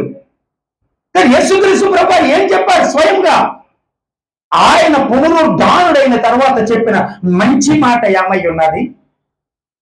సర్వలోకమునకు వెళ్ళి సర్వ సృష్టికి సర్వజనులకు కూడా మీరు చెప్పి, నా గురించి చెప్పి, నా శిష్యులుగా నన్ను అనుసరించే వారిగా చేసి, తండ్రి యొక్కయు కుమారుని యొక్కయు పరిశుద్ధాత్మ యొక్కయు నామములో నీటిలో మునగడం ద్వారా ముంచడం ద్వారా బాప్తిస్మం ఇవ్వండి అని చెప్పాడు ఆయన. ఏదే గొప్పట్లు ఎట్టమని చెప్పలేదు, ఏదో సంఘాలు ఎట్టమని చెప్పలేదు. ఇదేదో పాస్టర్గిరి బాగుంది, అందరూ వచ్చి అయ్యగారు అయ్యగారు అయ్యగారు అంటున్నారండి బాబు, కానుకలు వేసేస్తున్నారండి బాబు అని చెప్పి అందరూ కూడా పాస్టర్లు అయిపోతున్నారు. దేవుని పిలుపు లేకుండా, దేవుని అభిషేకం లేకుండా, దేవుని యొక్క కనికరం దయ లేకుండా ఎవరైనా సేవకి పనిచేయకపోతే కుటుంబం సామరస్యం అయిపోతుంది. నేను చెప్పిన మాట కాదు, అనేకమైన దృష్టాంతములు కనబడుతుంటే ఉంటాయి. పరలోకము నుండి ఎందుకు చెప్పాడంటే ఆయన నన్ను పంపింది దుష్టత్వంలో ఉన్న ఈ లోకములో ఉన్న ప్రజలకు మంచిని చెప్పమని చెప్పాడు ఆయన. ఆయన ఎందుకు వచ్చాడు? నన్ను పంపిన వాని చిత్తము నెరవేర్చుడికే పరలోకము నుండి దిగి వచ్చాను అన్నాడు ఆయన. సంఘం పెట్టడానికి రాలేదు యేసుప్రభు, సంఘ నిర్మాణం చేయడానికి రాలేదు, తండ్రి చిత్తం నెరవేర్చడానికి యేసుప్రభు వారు వచ్చారు. తండ్రి చిత్తమే ఉన్నది గలతీయులకు రాసిన పత్రిక 1:4 వచనంలో మన తండ్రి అయిన దేవుని చిత్త ప్రకారము యేసుక్రీస్తు మనలను ప్రస్తుతపు దుష్టత్వపు కాలము నుండి విమోచింపవలనని మన పాపముల నిమిత్తం తనను తాను అప్పగించుకొనెను. తన తండ్రి చిత్తం ఏంటి? ప్రజలైన మనందరి నిమిత్తం ఆయన వధింపబడిన గొర్రె పిల్లగా మారి తన ప్రాణాన్ని అర్పించాడు ఆయన. అందుకని సొలొమోను కంటే గొప్పవాడు. ఈ సొలొమోను చక్కటి మందిరాలు కట్టాడు, ఈ సొలొమోను మంచి ఇల్లు కట్టుకున్నాడు. ఈ సొలొమోను 700 మంది రాజకుమార్తెలను వివాహం చేసుకున్నాడు. ఈ సొలొమోను 300 మంది ఆయన చేతగతులైన ఆడవాళ్ళను ఉంచుకున్నాడు. కానీ యేసుక్రీస్తు ప్రభువారు అలా చేయలేదు. తన తండ్రి చిత్తం నెరవేర్చడానికి వచ్చాడు. అందుకని యేసుక్రీస్తు ప్రభువారు సొలొమోను కంటే గొప్పవాడు. అవునా కదా? అవునా కదా? సొలొమోను కంటే యేసుక్రీస్తు ప్రభువారు బహు గొప్పవాడు. మీకు ఇంకొక మంచి మాట చెప్తాను చూడండి. మత్తయి సువార్త 11వ అధ్యాయం 29వ వచనములో ఒక మంచి మాట ఉన్నది. ఒకసారి గమనించండి.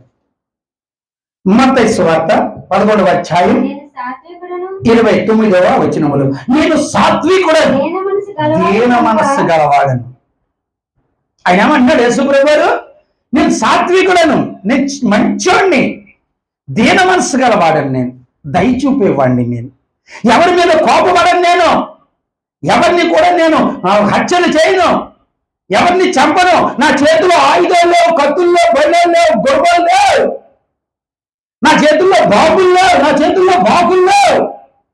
నన్ను కొట్టేవాడిని కూడా, నన్ను తిట్టిన వాడిని కూడా క్షమించే మంచి మనసు ఉన్నవాడిని. ఒకసారి చదవండి. యోహాను సువార్త 8వ అధ్యాయం 46వ వచనములో ఒక మంచి మాట ఆయన అడుగుతున్నాడు. ఏమనంటే యోహాను సువార్త 8వ అధ్యాయం 46వ వచనములో, నా యందు పాపమున్నదని మీలో ఎవరైనా స్థాపించగలడా? ఒక మాట, నా యందు పాపమున్నదని మీలో ఎవరైనా స్థాపించగలడా? చెప్పగలడా? ఎలా చెప్పగలడే? ఒకసారి ఏమైందంటే, యూదుల్లో ప్రపంచంలోనే అత్యున్నతమైనటువంటి మతము, అత్యంత నియమాలు నిబంధనలతో కూడిన మతము ఏదైనా ఉన్నది అని ఎడల యూదా మతం.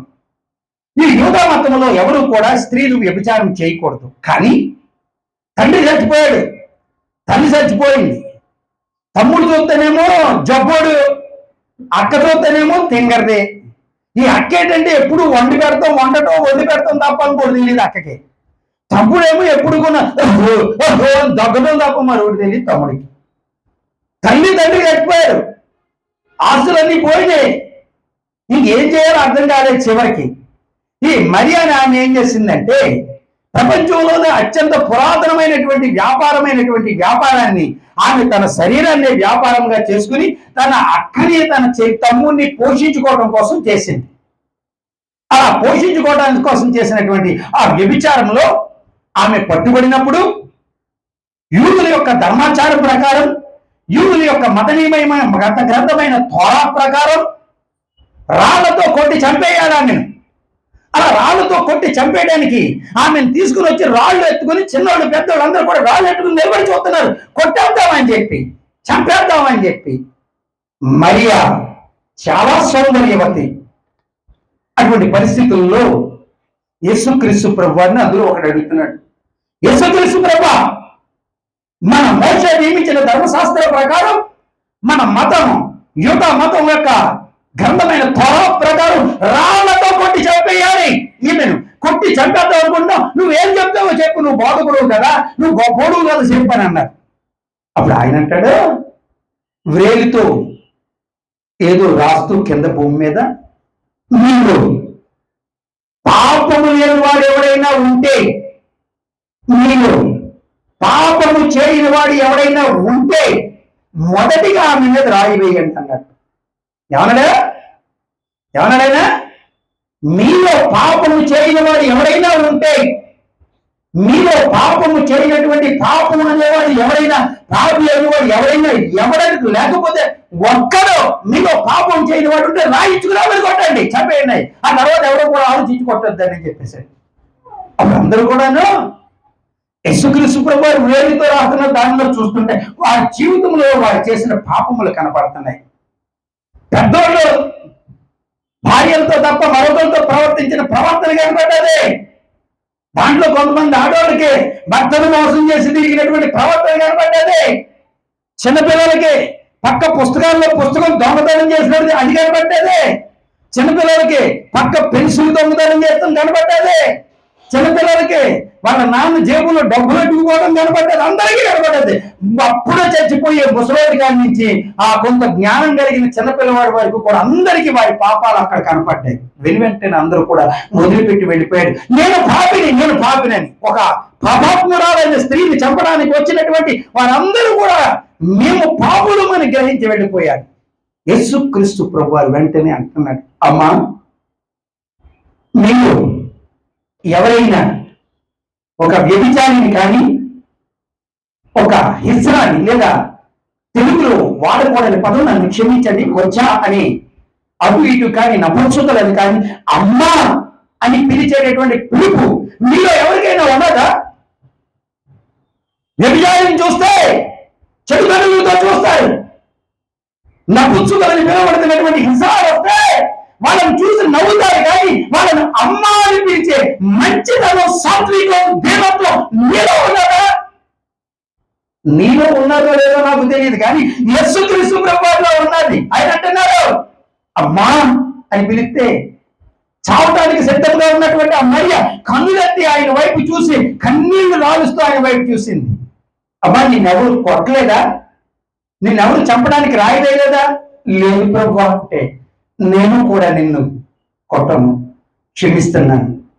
నేను సాత్వికుడను, దీన మనస్సు గలవాడను, నేను నిన్ను క్షమిస్తున్నాను. నువ్వు ఇంటికి వెళ్ళానంటే ఆమె దుఃఖంతో గుండె పగిలి వచ్చింది. తను చేసిన తప్పుకి రాళ్లతో కొడుతుంటే, చంపడితే చావడానికి కూడా సిద్ధపడినటువంటి ఆమెను క్షమించే మనసున్న యేసుక్రీస్తు ప్రభువుని కూడా చూసి దుఃఖంతో ఏడుతుంది, అయ్యా నన్ను క్షమించు, నేను పాపం చేశాను, నేను పాపం చేశాను, నన్ను క్షమించానంటే ఆయన అంటున్నాడు, ఇక మీదట నువ్వు పాపం చేయకు, ఇక మీదట నువ్వు పాపం చేయకు, నువ్వు తప్పు చేయకు. ఇప్పుడు వరకు నువ్వేం చేసినా దానిని కొట్టివేశాను, తొలగించాను. ఇక మీదట నీవు పాపం అనేది నువ్వు చేయకు, పరిశుద్ధురాలిగా పవిత్రురాలిగా జన్మించు. ఆయన అంటున్నాడు, నేను సాత్వికుడను, దీన మనస్సు గలవాడును అని. నా యందు పాపం అన్నదని మీరు ఎవరైనా స్థాపించగలరా? నేను తాగలేదు, ఆయన తిరగలేదు.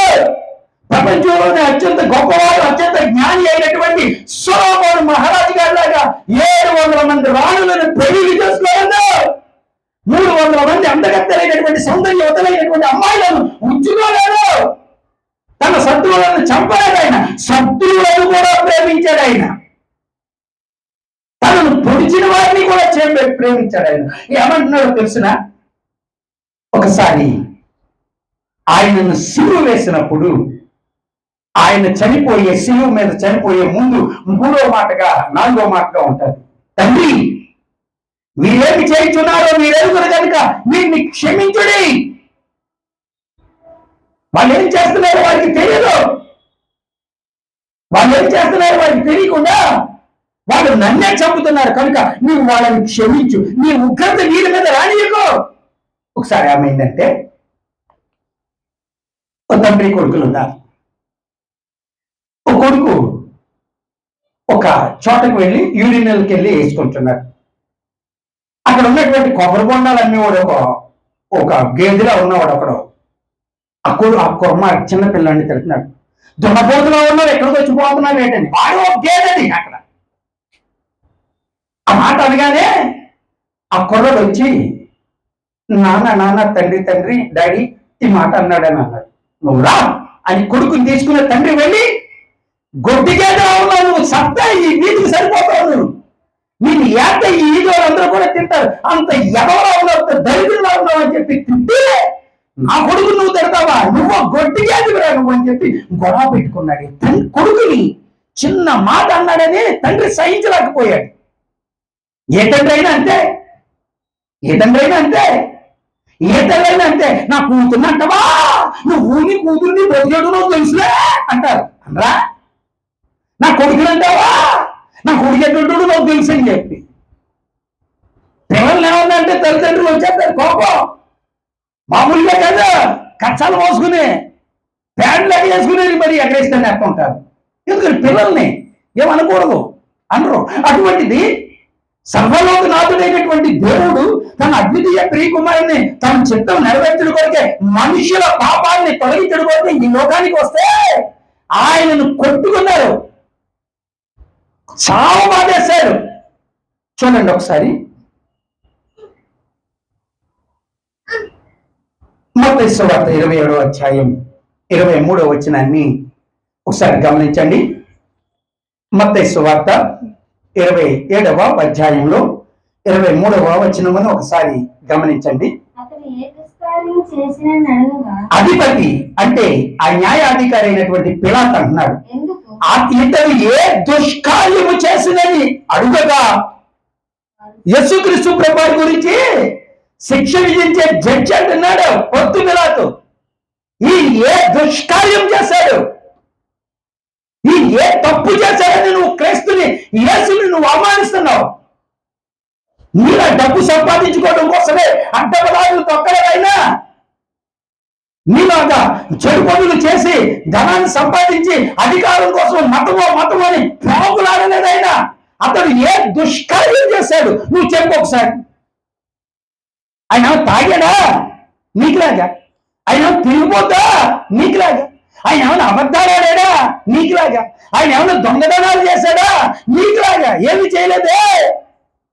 పక్కవారి స్థలాలు కలుపుకోలేదే, పక్కవారి పొలాలు కలుపుకోలేదే. కూరగాయలు కొనడానికి వెళ్ళిపోయి అది తూకం చూసి సంచి వేసుకునేలాగా ఇంకో 2-3 ఉల్లిపాయలు నీకులా వేసుకోలేదే. పచ్చిరేలు కొనడానికి వెళ్ళి ఆ పచ్చిరేలు వేస్తున్నప్పుడు దాంట్లో ఆమె తూకం చూసి ఇచ్చిన తర్వాత కూడా ఇంకో 4 ఆమె దగ్గర నుంచి తీసుకుని వేసుకునేలా నీకులా దౌర్భాగ్యుడు కాదే. ఆయన ఏ దుష్కార్యం చేసినని అతనిని చంపమని నన్ను అడుగుతున్నారని జడ్జి గారే అడిగారు. ఆయనకి శిక్ష విధించే జడ్జి గారు ఏమని అడుగుతున్నాడు? అందుకు పొత్తు పిలాతు అధిపతి ఎందుకు ఇతడు ఏ దుష్కార్యం చేసినని అడుగగా వారు సిలువ వేసి చంపేయమని మరి ఎక్కువగా కేకలు వేసింది. అదే మత్తయి సువార్త 27వ అధ్యాయం 24వ వచనంలో గమనిస్తే, అందుకు పిలాతు అల్లరి ఎక్కువగుచున్నదే గాని తన వలన ప్రయోజనం లేదని గ్రహించి నీళ్లు తీసుకుని జనసమూహము ఎదుట చేతులు కడుక్కొని, ఈ నీతిమంతుని రక్తమును గురించిన నేను నిరపరాధిని, మీరే చూసుకొనుడి అని చెప్పాడు. ఆయనకు శిక్ష విధించినటువంటి జడ్జి ఏమన్నాడా? ఈ నీతిమంతుని ఏమన్నాడు ఆయన? ఈ నీతిమంతుని రక్తము చిందించినటువంటి అపరాధము నాకు సంబంధం లేదు, నాకు నా పిల్లల మీద లేదు, వద్దు అని ఆయన చేతులు కడిగేసుకుంటే అప్పుడు యూదులని పిలువబడినటువంటి వారందరూ కూడా ఆ పాపం మా మీద మా పిల్లల మీద ఉండును కాక అన్నారు. ఆనాడు ఆ పలికిన ఆ పాపం ఈనాటి వరకు కూడా ఇజ్రాయేలు యూదుల మీద వెంటాడుతూనే ఉన్నారు. 2000 సంవత్సరాల పాటు 2000 సంవత్సరముల పాటు వారు దాదాపుగా 1900 సంవత్సరాల పాటు వాళ్ళు ఇతర దేశాలలో దాక్కున్నారు, బానిసలుగా పట్టుబడ్డారు, గ్యాస్ ఛాంబర్లో పెట్టి చంపేశారు. అలా రకరకాలుగా వారిని చంపేశారు. ఆ పాపం వాళ్ళ మీద ఉన్నది. ఆయనకు శిక్ష విధించినటువంటి జడ్జి అంటున్నాడు, ఈ నీతిమంతుని చంపడానికి ఇతనిలో ఏ దుష్కార్యం చేసి ఏ పాపం ఉన్నదని ఇతనిని చంపమంటున్నావు. ఆయనను శిక్ష విధించినట్టు ఆయన చెప్తున్నాడు, ఆయనలో పాపము లేదు అని. ఆమేన్. హల్లెలూయా. సొలొమోను గారిలోకి ఫలాలు లేదు, సొలొమోను గారిలోకి ఆళ్ళేళ్ళు ముంచుకోలేదు. ఒక ఆయన చాలా మంచోడు, ఒక యూనియన్ లీడర్, ఒక పెద్ద కంపెనీలో. ఆయనకి 2 కుమార్తెలు. 2 కుమార్తెలకు వివాహం చేశారు. భార్యతో సఖ్యతగా ఉంటుంటే ఆ చుట్టుపక్కల వారందరూ అంటున్నారు, ఆహా ఎంత గొప్పవాడండి, ఒకే భార్య 2 కుమార్తెలు, ఎంత చక్కటి సంసారం అండి, అందరినీ చక్కబెట్టాడని చెప్పారు. ఒకే ఆమెందో తెలీదు. అతను రోజున చక్కగా మంచి ముహూర్తం చూసుకుని ఫ్యాన్కి తాడు కట్టుకుని ఆ ఫ్యాన్కి ఉన్న తాడుతూ చెప్పుకున్నాడు, ఒసే నా తాడా, నేను పోతున్నప్పుడు నాకేమీ లేదే, నువ్వు ఒక్కదానివే నాకు కనబడ్డావు, నీతో చెప్పుకున్నానే. నా మొదటి పిల్లం బాగానే ఉంది కానీ మొదటి పిల్లం కొంచెం ఎలా ఉన్నదని రెండో పిల్లమైన అందగత్తి యూజ్ చేసుకోవాలని చేసుకున్నానే. దాని బాధ భరించలేకపోతున్నాను నీ తాడుతో చెప్పి ఏలాడట. అర్థమైందని చెప్పింది. ఊరేసుకుని చచ్చిపోయాడు. అప్పుడు దాకా కూడా ఈ మొదటి భార్యకే కానీ, మొదటి భార్య కూతురికి పిల్లలకే కానీ, ఆ చుట్టుపక్కలకే కానీ, బంధువులకి కానీ, వాళ్ళ విజయంతులకే కానీ ఎవరికి తెలియదు అతనికి ఇంకొక భార్య ఉందని. అంటే రహస్యంగా ఇంకొక ఆమెను ఉంచుకున్నాడని. చనిపోయిన తర్వాత ఈ భార్య ఇద్దరు కూతుళ్ళు వచ్చి నా మొగుడు అని భార్య నాన్నో అని కూతుళ్ళు ఎడుతుంటే ఈ లోపు గబ గబ గబ గబ ఆవిడ కొడుకు వచ్చేసి ఎడుతున్నారు నా మొగుడా నాన్న అని. ఎంట్రు బాబు వీళ్ళెవరు నా మొగుడే నాన్న అని ఎడుతున్నారు, వీళ్ళు ఎడుతుందని దావత్ అవుతారట. వాళ్ళన్నారు నీకే కాదు మొగుడు, నాకు మొగుడే, నాతో పాటుకి 20 ఏళ్ళ నుంచి ఉన్నాడు అని చెప్పిందంట. ఏంటి సచ్చిందట. అప్పుడు దాకా కూడా తెలియదు, రహస్యంగా ఉంచుకున్నారు. ఈ నల్లటి కాదు యేసు ప్రభు. ఆయన ఎటువంటి పాపాలు చేయలేదు. నాలో ఏ పాపమైనా ఉన్నదని మీలో ఎవరైనా స్థాపించగలరా అని అడిగాడు ఆయన. ఇంకా చివరిగా ఆయనని ఎంత దారుణంగా కొట్టారంటే 27వ అధ్యాయం మత్తయి సువార్త 29లో ముండ్ల కిరీటము అల్లి ఆయన తలకు పెట్టి ఒక రెల్లు ఆయన కుడి చేతిలో పెట్టి ఆయన ఎదుట మోకాళ్ళుని యూదుల రాజా నీకు శుభమని ఆయనను అపహాసించారు. నేను ఎవరైనా అపహరించాలనుకోండి ఏం చేస్తావు, నన్ను అంటావా అని నోరింత కప్పలా సాగి తీసుకుని వెళ్ళిపోతాను. అక్కేమో బాగా పాడుతుంది. ఆ పాటలు పాడి అక్కని చూసుకుని అక్కకి నచ్చని చెప్పి చెల్లి ఎటువంటిదో తెలుసా తోక దగ్గర మేకతో ఎలా వెళ్తుందో దానికి తోక ఉండదు మేకే. ఆ తోక ఊడిపోయిన మేక ఎలా ఉంటుందంటే అది దానికి తోక లేదు కాబట్టి నేను ఎంత అర్థగత్తునో తెలిసినా అని ఆ మేక తోకలేని మేక అనుకుంటూ ఉంటుంది. అభాసు నన్ను అంటవా అని కొట్టేస్తూ ఉంటారు, కోవ పెట్టేస్తుంటారు. నన్ను అంటవా అని చెప్పేసి ఏదైనా చిన్న మాట అంటేనే లేచిపోతారు. ఒరే బాబు నీకు మంచి మంది తెప్పించావురా బాబు, నువ్వు వేసుకోరా బాబు అంటే అక్కరు వద్దులే, 3 వంకరలు తిరిగిపోద్దే అక్కర్లు వద్దులే. అదేట్రా బాబు నీకు గుండె అయిపోతున్నా బాబు, నువ్వు ఎర్రా బాబు అంటే అక్కర్లు వద్దులే. ఏమన్నా అనకూడదు, ఏమనకూడదు. ఏమన్నా అంటేనా ఓయ్ ఏంటిది అని అన్నవాడుకో అంటే ఏడితే వెళ్తుంటారు. ఇది ఏంటంటే ఇది ఏమనకూడదు. కానీ ఆయనను అంటే యేసుక్రీస్తు ప్రభువాన్ని అపహసించిన ముళ్ళ కిరీటం అన్ని నెత్తి మీద పెట్టి ఆయనను కొట్టి తిట్టిన యూదురాజా నీకు శుభమని చెప్పిన ఆయన మౌనంగా ఉన్నాడు. అదే మత్తయి సువార్త 27వ అధ్యాయం 30వ వచనంలో ఆయన మీద ఉమ్ము వేసి రెల్లును తీసుకుని దానితో ఆయన తల మీద కొట్టిరి. ఆయన ముఖం మీద కాకని తూని ఉమ్మూసారు. నీ మీద ఎవరైనా ఉమ్మొత్తు ఊరుకుంటావా, నా మీద ఉమ్మొత్తావా, నువ్వెంత నీ బతికెంత, నువ్వు ఎటువంటి దానివో తెలుసా, నువ్వు ఎటువంటి వాడో తెలుసా అని చెప్పి వెంటనే వెళ్ళిపోతారు. కర్రట్టుకుని కట్టట్టుకుని వెళ్ళిపోతారు. వెళ్ళరా అయినా యేసుక్రీస్తు ప్రభు వారి ముఖం మీద ఉమ్మూసిన మౌనంగా ఉన్నాడు ఆయన. తర్వాత చూడండి, సిలువ వేసే ముందు దాహంతో అల్లాడిపోతుంటే మత్తయి సువార్త 27వ అధ్యాయం 34వ వచనంలో చేదు కలిపిన ద్రాక్షారసమును ఆయనకు త్రాగనిచ్చిరి గాని ఆయన దాన్ని రుచి చూసి త్రాగనొల్లకపోయాడు. అప్పుడు దాదాపుగా 18 గంటల నుంచి ఆయన కొడుతున్నారు. 12 గంటల నుంచి రాత్రి అర్ధరాత్రి 12 గంటల నుంచి ఆయన కొడుతున్నారు, తిడుతున్నారు. ఉదయం 6 గంటలకు శిక్ష విధించిన తర్వాత గ్యాలప్ ముళ్ళు 40 గ్యాలప్ ముళ్ళు ఒక ఉచ్చు కింద 10 ఉచ్చులు కలిగి 400 గ్యాలప్ ముళ్ళలో ఉన్నటువంటి దానిని తీసుకుని యేసుక్రీస్తు ప్రభువుని కొడుతుంటే మాంసం చీరేసి మాంసం బయటకు వచ్చేస్తుంది. చిన్న పిన్నిసి గుచ్చుకుందండి. ఇలాగా ఇలా ఏడుతూ వచ్చింది ఒక అమ్మాయి వాళ్ళ డాడీ దగ్గరికి.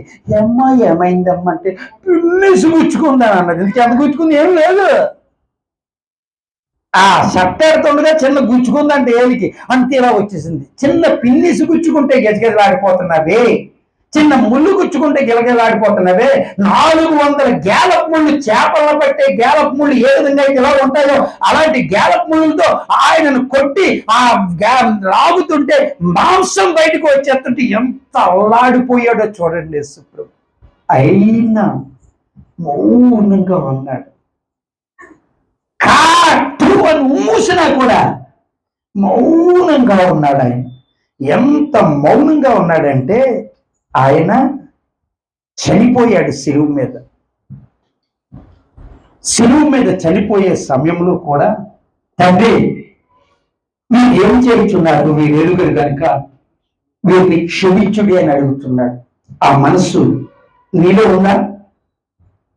నేను ఫలానా కోవండే మీసం మెరేసేసాడు, నేను ఫలానా దాన్ని అండే తడగొట్టేశాడు. ఎక్కడి వరకు నీది జీవితం? నీ బుద్ధిలో ప్రాణం ఉన్నంత వరకే నీ కులం, ఈ కులం, ఈ మతాలన్నీ కూడా కరోనా వచ్చినప్పుడు వదిలేసి వెళ్ళిపోయాడు. సరైన రీతిలో సమాధి కూడా చేయలేదు. ప్రసంగి గ్రంథకర్త అంటాడు, 100 మంది కుమారులు కలిగి జీవించిన వాడి బతుకు దుర్భరమైన బతుకు, గర్భంలోనే పిండంగా పడిపోయిన ఆ పిండం కంటే గొప్పదే. అటువంటి దౌర్భాగ్యుడు ఉంటేనండి. అంటే 100 మంది కొడుకులని కొలిగి కూడా సరైన రీతిలో సమాధి చేయకపోతే కడుపులో పగిలిపోయిన పిండం కంటే గొప్ప, దానికంటే గొప్పదట. చీకటిలో గర్భంలో కలిసిపోయిన పిండం కంటే మేలని అంటున్నాడు. సరైన రీతిలో సమాధి చేయకపోతే 100 మంది కొడుకులు కలిగి, ఈ ఊళ్ళో 75 ఇళ్ళు ఇచ్చాడు ఒక తండ్రి కొడుకులకి. తండ్రి చచ్చిపోయాడు, పెద్ద కొడుకు చచ్చిపోయాడు కరోనా అని చెప్పి. ఆయన్ని కనీసం సమాధి కాల్చడానికి, కొరువు పెట్టడానికి ఎవరు వెళ్ళలేదు. ఎవరు స్నేహితుడు వచ్చి కొరువు పెట్టాడు. ఎంతో మంది ధనవంతులు ఉన్న వాళ్ళు చనిపోతే భార్య దగ్గరికి భర్త వెళ్ళలేదు, భర్త దగ్గరికి భార్య వెళ్ళలేదు. అన్నో అటు వెళ్ళిన పిల్లలు కూడా ఆ కరోనాలో చచ్చిపోయిన దగ్గరికి వెళ్ళలేదు. చివరికి అనామకులుగా కుక్కల కంటే, చచ్చిన కుక్కల కంటే హీనంగా కొంతమందిని సమాధి చేయకుండానే రోడ్లు పక్కకి ఈడ్చేసారట. కాలికి, కుక్క కాలికి తాడు కట్టి ఏ విధంగా అయితే ఈడుస్తారో అలా ఈడ్చేశారట. ఎంత బంగారం ఉంటే, ఎంతమంది కొడుకులు ఉంటే, నీకెంత కులం ఉంటే ఏ సుఖం. కానీ చివరిగా ఆయన చనిపోయే సమయంలో కూడా ప్రపంచంలోనే అత్యంత ఉన్నతమైన మతమైన నేను యూదా మతం, నేను యూదుల కులాన్ని నేను మీసం వేయలేదు. ఆయన తండ్రి మీరేం చేయించున్నారు, వీరెరుగరు కనుక వీరిని క్షమించుడు అని అడిగాడు. ఆయన ఆ మనస్తత్వం నీలో ఉంటే నీవు ఆయనతో సాటి అవుతావు. సొలొమోను కంటే గొప్పవాడు యేసుక్రీస్తు ప్రభువారు. సొలొమోను ఎంత గొప్పవాడంటే 3000 సామెతలు రచించి 1005 కీర్తనలు పాడి 700 మంది రాజకుమార్తెలను, అంటే రాజుల కూతుర్లను వివాహం చేసుకుని 300 అమ్మాయిలని, సౌందర్యవతులైన అమ్మాయిలను ఉంచుకుని లక్షల కోట్లాది రూపాయల బంగారం, తూచ సఖ్యం కానంత బంగారం కలిగి, రాజ్యములు కలిగి 12 రాజ్యముల మీద 12 జాతుల మీద మహాచక్రవర్తిగా ఉండి ప్రపంచంలోనే అత్యంత మేధావి అని, సర్వలోకనాథుడైనటువంటి దేవుడు, సర్వ సృష్టికర్త అయినటువంటి దేవుడు, నీ పూర్వీకులలో అటువంటి వాడు ఒకడు లేడు, ఇక మీద ఎవడు నీలాంటి వాడు ఉండడు అని చెప్పిన అతని కంటే గొప్పవాడు నా ప్రభు, నేను ఆరాధించే యేసు ప్రభు. సొలొమోను కంటే గొప్పవాడు. నీవు ఎవరిని నమ్మి విశ్వసించాలి? సొలొమోను కంటే గొప్పవాడైన యేసుక్రీస్తు ప్రభువాన్ని నీవు నమ్మి విశ్వసించాలి. ఎందుకని? మన తండ్రి అయిన దేవుని చిత్తం నెరవేర్చడం కొరకే ఈ యుగ సంబంధమైన దేవత మన మనోనేత్రాలకు గురుడితనమును కలుగు చేయగా, ఆ గురుడితనమును కలుగు చేసి దానిని విడిపించే కొరకే తనను తాను సజీవ యాగంగా అర్పించుకున్నాడు ఆయన. కనుక సొలొమోను కంటే గొప్పవాడు, దేవాలయం కంటే గొప్పవాడు, ఒక్కరోజు సువార్త చేసి 1,20,000 మందిని మార్చినటువంటి యోనా కంటే గొప్పవాడు మనం ఆరాధించే యేసుక్రీస్తు ప్రభు. నీవు ఎవరిని నమ్మావు? ఎవరిని విశ్వసించావు? మాటలు వినని వాడినా, మాటలాడలేని వాడినా, చూడలేని వాడినా, లేక మాటలాడుతూ వినుతూ చూస్తూ నీ కొరకు తన రక్తాన్ని, మాంసాన్ని కూడా ఖండలుగా చీల్పించుకున్నటువంటి రక్షకుడైన యేసుని నువ్వు నమ్ముకున్నావా? లేక ధనమును, లేదా నీకన్న అధికారమును, లేదా నీకున్న సౌందర్యమును, లేదా నీకు ఇచ్చిన పిలువుని నమ్మి అని చెప్పి పక్కవాళ్ళను దోచుకునే దౌరత్వంతో, దౌర్భాగ్యతనంతో నువ్వు జీవించావా? నువ్వు ఎవరిని నమ్మావు? నువ్వు ఎవరి గొప్ప?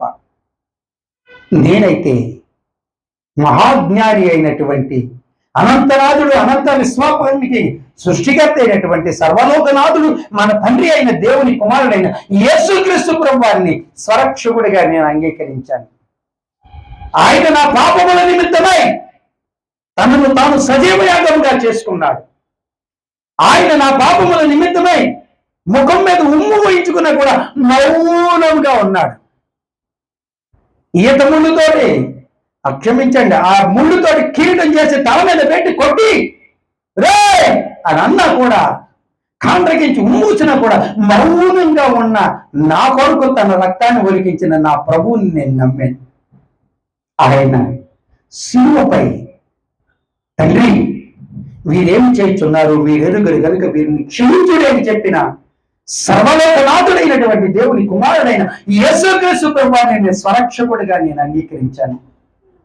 యోనా కంటే గొప్పవాడు, దేవాలయం కంటే గొప్పవాడు, నీకున్న ధనము కంటే గొప్పవాడు, నీకున్న జ్ఞానం కంటే గొప్పవాడు, సొలొమోను కంటే గొప్పవాడు మనం ఆరాధించి నేను ఆరాధించే ప్రభు. ఒక్కసారి నిన్ను నేను పరిశీలన చేసుకో. ఒక్కసారి నువ్వు ఎవరిని నమ్మవు, ఎవరిని విశ్వసిస్తున్నావు, ఎవరిని రక్షకుడిగా నీవు కోరుకుంటున్నావు, ఎవరిని దేవుడని నీవు పిలవాలి అనుకుంటున్నావు, ఎవరు నా కొరకు తన ప్రాణాన్ని అర్పించారని ఒక్కసారైనా నీవు ఆలోచించావా? ఎవరు నా కొరకు తన రక్తాన్ని చిందించాడు అని చెప్పి నీవు గ్రహించావా? ఎవరు నా కొరకు తన మాంసాన్ని చీల్పించాడు అని చెప్పి నువ్వు నమ్మావా? ఎవరైనా నీ కోసం కట్టుకున్న భార్య, కట్టుకున్న భర్త, కన్న పిల్లలు, తల్లిదండ్రులు కానీ తాగుబుట్టులు, స్నేహితులు, బంధువులు, మిత్రులు, సోదరులు ఎవరైనా సరే నీ శరీరంలో ప్రాణం ఉండగా నీతో స్నేహం, నీతో సహవాసం, నీతో జీవనం చేస్తారు. నీవు చనిపోతే నీవు కాకపోతే ఇంకొకటి దానితో వెళ్ళిపోతారు నీ భార్య, నీవు కాకపోతే నీవు ఇంకొకరితో తిరుగుతారు నీ స్నేహితులు, నువ్వు కాకపోతే మరొకరితో ఉంటారు నీ స్నేహితులు. కానీ ఆయన ఒక్కడే మనల్ని విడువక ఎడబాయక తోడయ్యుండి నడిపించే, ప్రేమించే రక్షకుడై ఉన్నాడు. ఆయన అంటున్నాడు, ప్రయాసపై భారం మోసుకొంచున్న సమస్త జనులారా నా యొద్దకు రండి, నేను మీకు విశ్రాంతిని, శాంతిని, సమాధానమును కలుగ చేస్తాను అని అంటున్నాడు. ఈ మధ్యాహ్న కాల సమయంలో ఒక్కసారి నిన్ను నీవు గుర్తు చేసుకో. ఒక్కసారి నిన్ను విమర్శ చేసుకో. నీ భర్త నీతో రాడు, నీ బొందులో ప్రాణం పోతే. నీ భార్య నీతో రాడు, తన శరీరంలో ప్రాణం పోతే. నీ పిల్లలు రాడు, నిన్ను కన్నవాడు రాడు, కట్టుకున్నవాడు రాడు, కలుగురు కొట్టిన వాడు రాడు. కానీ నీతో పాటుగా, నీ చేయి పట్టుకుని నీతో పాటుగా తను నడిచి, తను వెళ్ళి, తనతో పాటుగా తన రాజ్యములకు తీసుకుని వెళ్ళేవాడు ఒక్క యేసుక్రీస్తు ప్రభువే. ఆమేన్, ఆమేన్. నువ్వెవరిని నమ్ముతావు? నీ భర్తనా? తాత్కాలికమే. నీ భార్యనా? తాత్కాలికమే. నీ పిల్లలనా? తాత్కాలికమే. నీ తల్లిదండ్రులనా? తాత్కాలికమే. శాశ్వత కాలం ఉండి రక్షకుడైన యేసుక్రీస్తు ప్రభువారిని నీ విశ్వసించిన పక్షమున ఒక నూతనమైన మార్పు నీ జీవితంలో కలుగుతుంది. ఆమేన్. ప్రార్థన చేసుకుంటాం. నిరంతర స్తోత్రార్హుడైన మా తండ్రి, ఈ ఉదయకాల సమయంలో ఎంత చక్కటి మంచి మాట చెప్పారు. పూర్వీకులలో అతని వంటి వాడు ఎవడూ లేడు, ఇక మీదట అతని వంటి వాడు ఎవడూ జన్మించడు. ఈ భూమి మీద అత్యంత జ్ఞానవంతుడు, అత్యంత తెలివితేటలు, వివేకము కలిగిన వాడి, కానీ చివరికి కామాతులత గలవాడే స్త్రీలను వివాహం చేసుకుని మరీ చనిపోయాడు. దుర్మార్గుడుగా, దుష్టుడిగా మారిపోయాడు. సొలొమోను అతని కంటే గొప్పవారు మీరు. ఎందుకంటే మీలో పాపం ఉన్నదని ఎవరు చెప్పడానికి కూడా అర్హత లేదు. మీరు త్రాగలేదు, తిరగలేదు, వ్యభిచారం చేయలేదు, దొంగతనం చేయలేదు, హత్యలు చేయలేదు, ఎవరినీ దూషించలేదు. నిన్ను కొట్టిన వారిని నువ్వు క్షమించావు, నిన్ను దూషించిన వారిని క్షమించావు, నీ ముఖం మీద ఉమ్ము వేసిన వారిని నీకు క్షమించావు, నిన్ను మరణానికి అప్పగించిన వారిని కూడా నువ్వు క్షమించావు. అత్యంత ప్రేమగల దేవుడవు నీవు ఒక్కడివి. నీవు చెబుతున్నావు, ఒక తండ్రి తన కుమారుని దూషించడానికి, కొట్టడానికి వెళ్ళాడు, కానీ సర్వలోకనాథుడైన తండ్రి తన కుమారుని మనుషులు హింసిస్తున్నారని వాడిని ఏమీ చేయగని చెప్పి నీవు అడిగావు ప్రభువా. వాళ్ళని హింసించుకో తండ్రి, వీరేం చేస్తున్నారు, వీరెరుగురు కనుక వీరిని క్షమించుడి అన్నావు. అటువంటి మంచి మనస్సాక్షిని దయతో కృపతో మాకు అనుగ్రహించు. శత్రువులను ప్రేమించే గుణాన్ని ఇవ్వు, ప్రేమించే తత్వాన్ని ఇవ్వు. మీ కనికరము, దయ, దీర్ఘశాంతములో చదికమైన కృపా సత్యములను నిత్యము మాకు అనుగ్రహించు. మీ కరుణ కటాక్షములని కిరణములుగా చేసి మమ్మల్ని నడిపించు. ఈ మాటలు వింటున్న వారందరి జీవితంలో నూతనమైన మార్పును అనుగ్రహించు. వారికి ఈ రాత్రి, ఈ పూట, ఇప్పుడే మీరు దర్శించు. జీవితంలో నూతనమైన దీవెనలు వారికి అనుగ్రహించు. కరుణా సంపన్నుడు, కృపాకనికర సంపన్నుడు, పునరుద్ధానుడైన రక్షకుడై మా కొరకు తన ప్రాణాన్ని, మా కొరకు తన మాంసాన్ని, తన కొరకు మా కొరకు తన రక్తాన్ని చిందించిన పునరుద్ధానుడైన యేసుక్రీస్తు ప్రభు వారి నామములు అడిగి ప్రార్థిస్తున్నాం తండ్రి. ఆమేన్, ఆమేన్, ఆమేన్. మన తండ్రి అయిన దేవుని ప్రేమ, కుమారుడైన యేసుక్రీస్తు ప్రభు వారి కృప, పరిశుద్ధాత్ముని యొక్క సహవాసము మనకును మనవలే ప్రార్థించిన వారికి, ఆయన రాకల కొరకు ఎదురు చూచిన వారికి, ముఖ్యంగా ఈ మాటలు వింటున్న వారందరికీ సదాకాలంతో ఎందు నడిపించును గాక. ఆమేన్. యెహోవా మిమ్మల్ని ఆశీర్వదించి దీవించును గాక. యేసుక్రీస్తు ప్రభువు తన సన్నిధిని మీ మీద ప్రకాశింపజేసి మిమ్మల్ని కరుణించును గాక. పరిశుద్ధాత్మ వారు తన సన్నిధి కాంతి మీ పైన ఉదయింపజేసి మీకు సమాధానం కలుగును గాక. ఆమేన్. Praise Lord. దేవుడు మిమ్మల్ని దీవించును గాక. మీకోసం ప్రార్థన చేసి షాలోమ్ శాంతి దేవాలయం మీ ప్రార్థన అవసరతల కొరకు మమ్మల్ని సంప్రదించి దేవుడు మిమ్మల్ని దీవించును గాక. ఆమేన్.